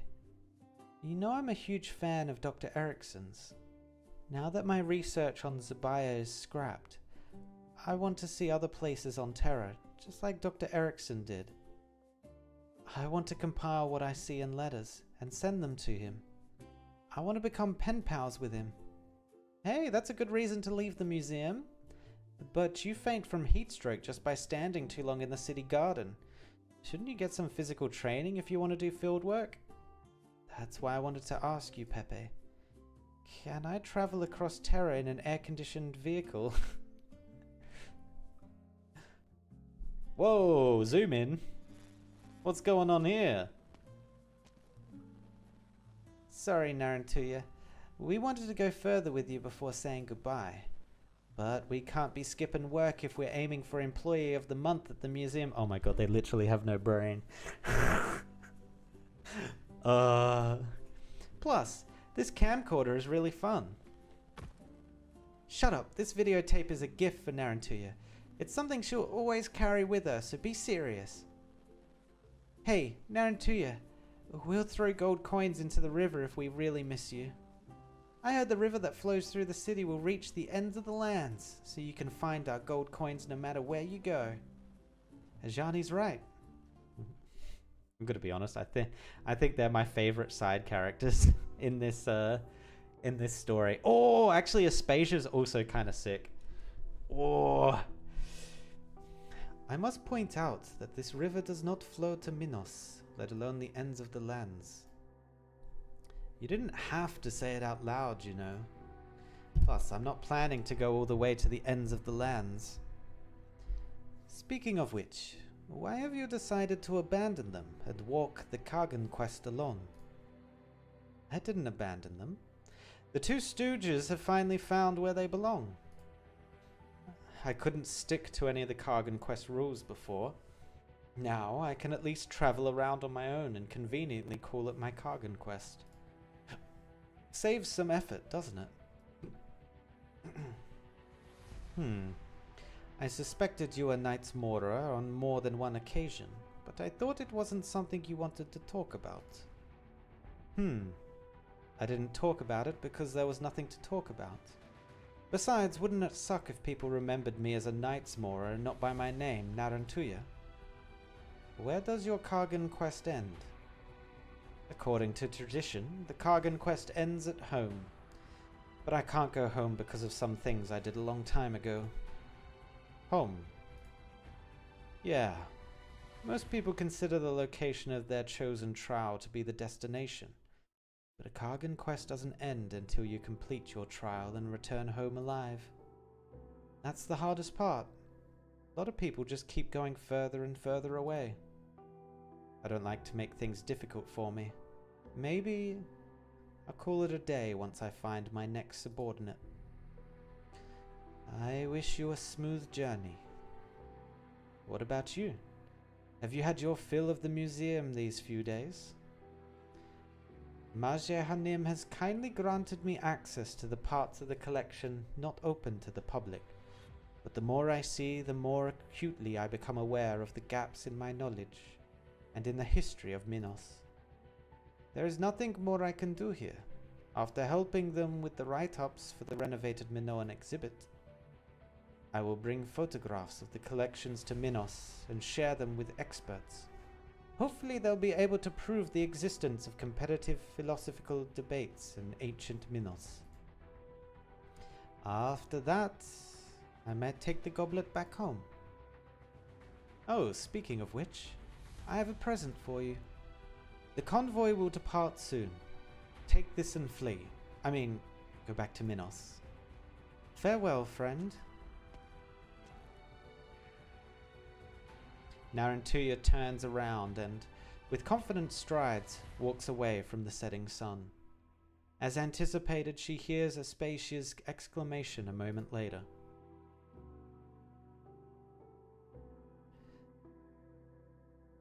That's the museum's goblet.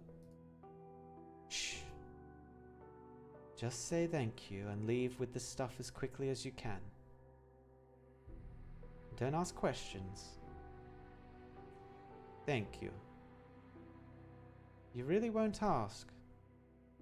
I don't have to, remember?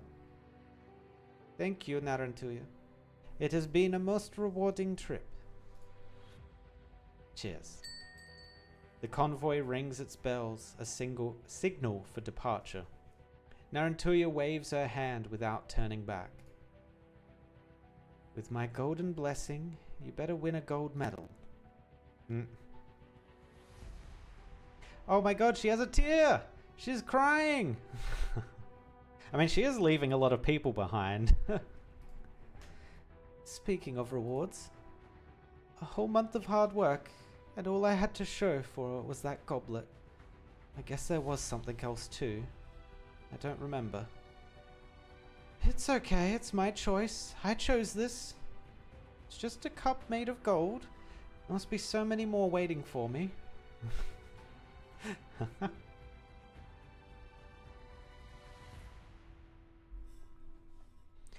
Lasvar, won't you let me perform it for you just once before you leave? I promise I'll swallow your clockwork toy and spit it out whole again, without the slightest bite mark. It's not as if I could stop you if you really wanted to. Go on. I'm curious if it will grow some real feathers. Mio just misses you, that's all. No need to let its antics delay you. Everyone knows the rule of the trading post well now. The Grand Bazaar will select a new overseer, or create a new order. You can leave without worry. Do you really feel reluctant to part, even when your existence is practically internal? Of course.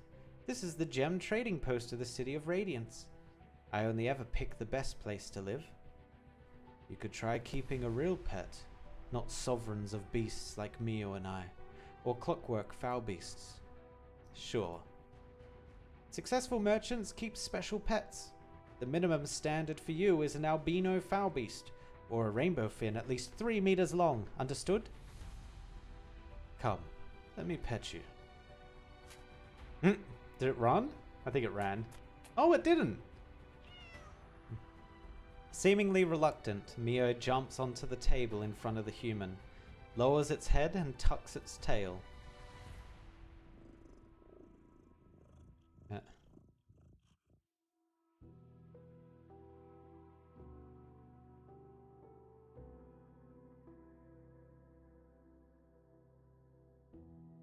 Farewell, little human. Farewell.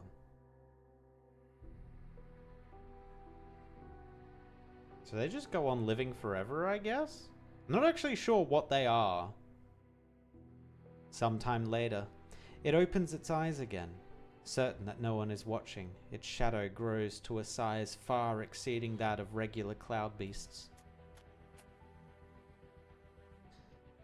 Are you still staying here, then?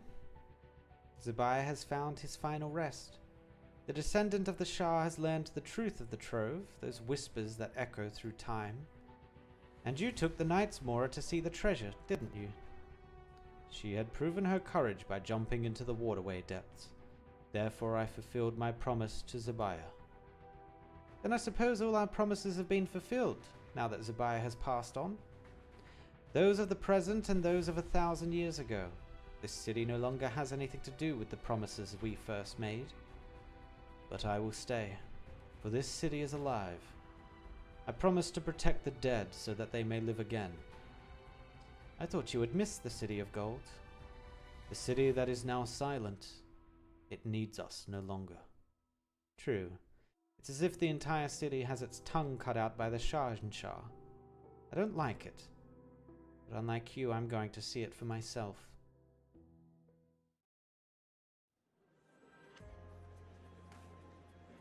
Alright, give me the list of sponsors to visit. Take inventory of these collections. I'll arrange repairs later. Hold on. Don't send this to the natural exhibits. It's not amber. Don't you see the fragment of a jewel construct inside? Just set this aside. Consider it part of my personal collection. Oh, is she the new the overseer, is it? Or whatever, of the museum? Hey, little cloud beast. Lazva's, right? Let me touch your fur. See what comes out of your mouth this time. Yeah. Oh, just what I wanted. What? Yes, I'm talking. I've designated you as my keeper. Understood? True cat energy. From now on, I tell you where to go. Oh my god. 6 months later. Pepe?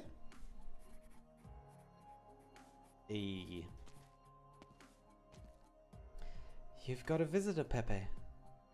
One moment, just writing the concluding remarks.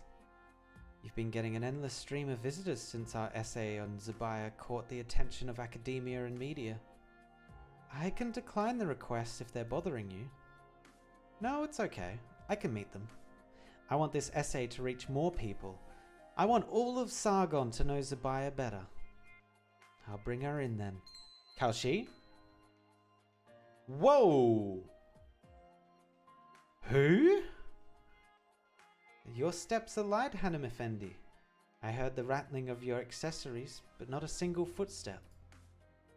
What the? Wait, this is... Wait, is this what's her name? Managora? Is this someone related to Managora? Dude, she looks crazy. What? Ah, the honored house of historians. The heir not chosen. Pardon me, but you're... I apologize for not introducing myself sooner. I am the herald of the Shahanshah. I hereby convey to you His Majesty the Shahanshah's gratitude and appreciation for your invaluable contributions to the history of Sargon.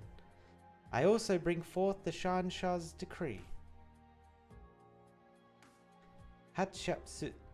His Majesty awaits your presence in the Sharagada, so that he may hear of your exploits in Menet Hamite, in your own words. Kindly make ready and depart without delay. His Majesty eagerly anticipates your arrival. You mean Manticore? Yes, Manticore. I'm bad with names. She looks crazy though. I actually want to go back. Hold on. I want to have a look at Manticore and see how similar they are. So I think Manticore is this. Yeah, Carrara. So Manticore should be... Yeah. Yeah, same ears, same tail. Yeah, they're related. So she is from Egypt, apparently. Okay. Okay, okay. All the Scorpion bros are from Egypt. Got it. Also, that character looked amazing. I'm guessing we're getting that character in the future as well. Dude, there were so many good-looking characters there. Like, they cooked with the designs. I know, we know for certain we're getting one of them, which is the chick with the shield with the golden plus on it. So she's coming with Lapland Altar. But there was also the 2 horses that looked absolutely dope. There was Asperia, Aspasia? I think it was Aspasia. I think that's how you say it, I guess. There was Aspasia. I hope we get her playable as well, because she's dope. Who else was sick? Oh, the museum chick that we saw at the last there that had like the warning thing inside of her coat. She looks sick. It's insane. It's insane. Manticore was in RA1. Oh, I didn't play Reclamation Algorithm, I'll be honest. And Pepe was in Reclamation Algorithm 2. Ah. Yeah, I didn't play them, unfortunately. They weren't really my jam. They never gelled with me. Maybe I need to give it another chance. But yeah, the RAs never really gelled with me. But yeah, cool. I think that is it. I mean, obviously we have the hard modes to go, but we're not going to be doing them tonight. Let's just grab all of these. Nice. Collect all. A yoink. And let's grab the roll. How much have we got? 544. We could get the skin. We could definitely get the skin, but I think I want the resources more than I want the skin. 14, 26, 58, 15. Okay, we need these. And we need these. And then we're broke. So, well, that disappeared quickly.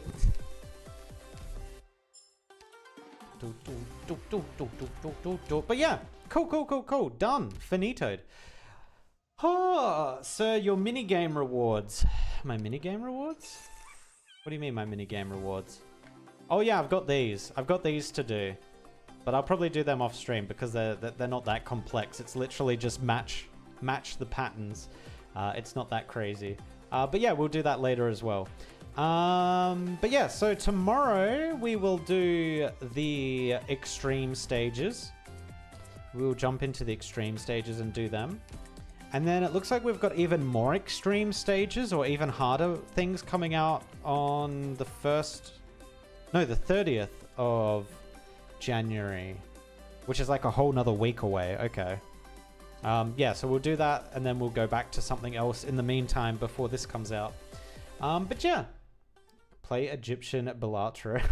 I mean, is it Balatro? Is it? All right, cool. All right, that is me done for the night. Thank you for watching. That story was cool. I think that's been the story where I've been most impressed with the side characters. I think the side characters were really sick. And it was actually a really engaging story too. Really liked it. Really liked it. But yes, I'm going to peace out. I will catch you guys tomorrow if you come for the extreme stages. But otherwise, I will catch you later. Bye.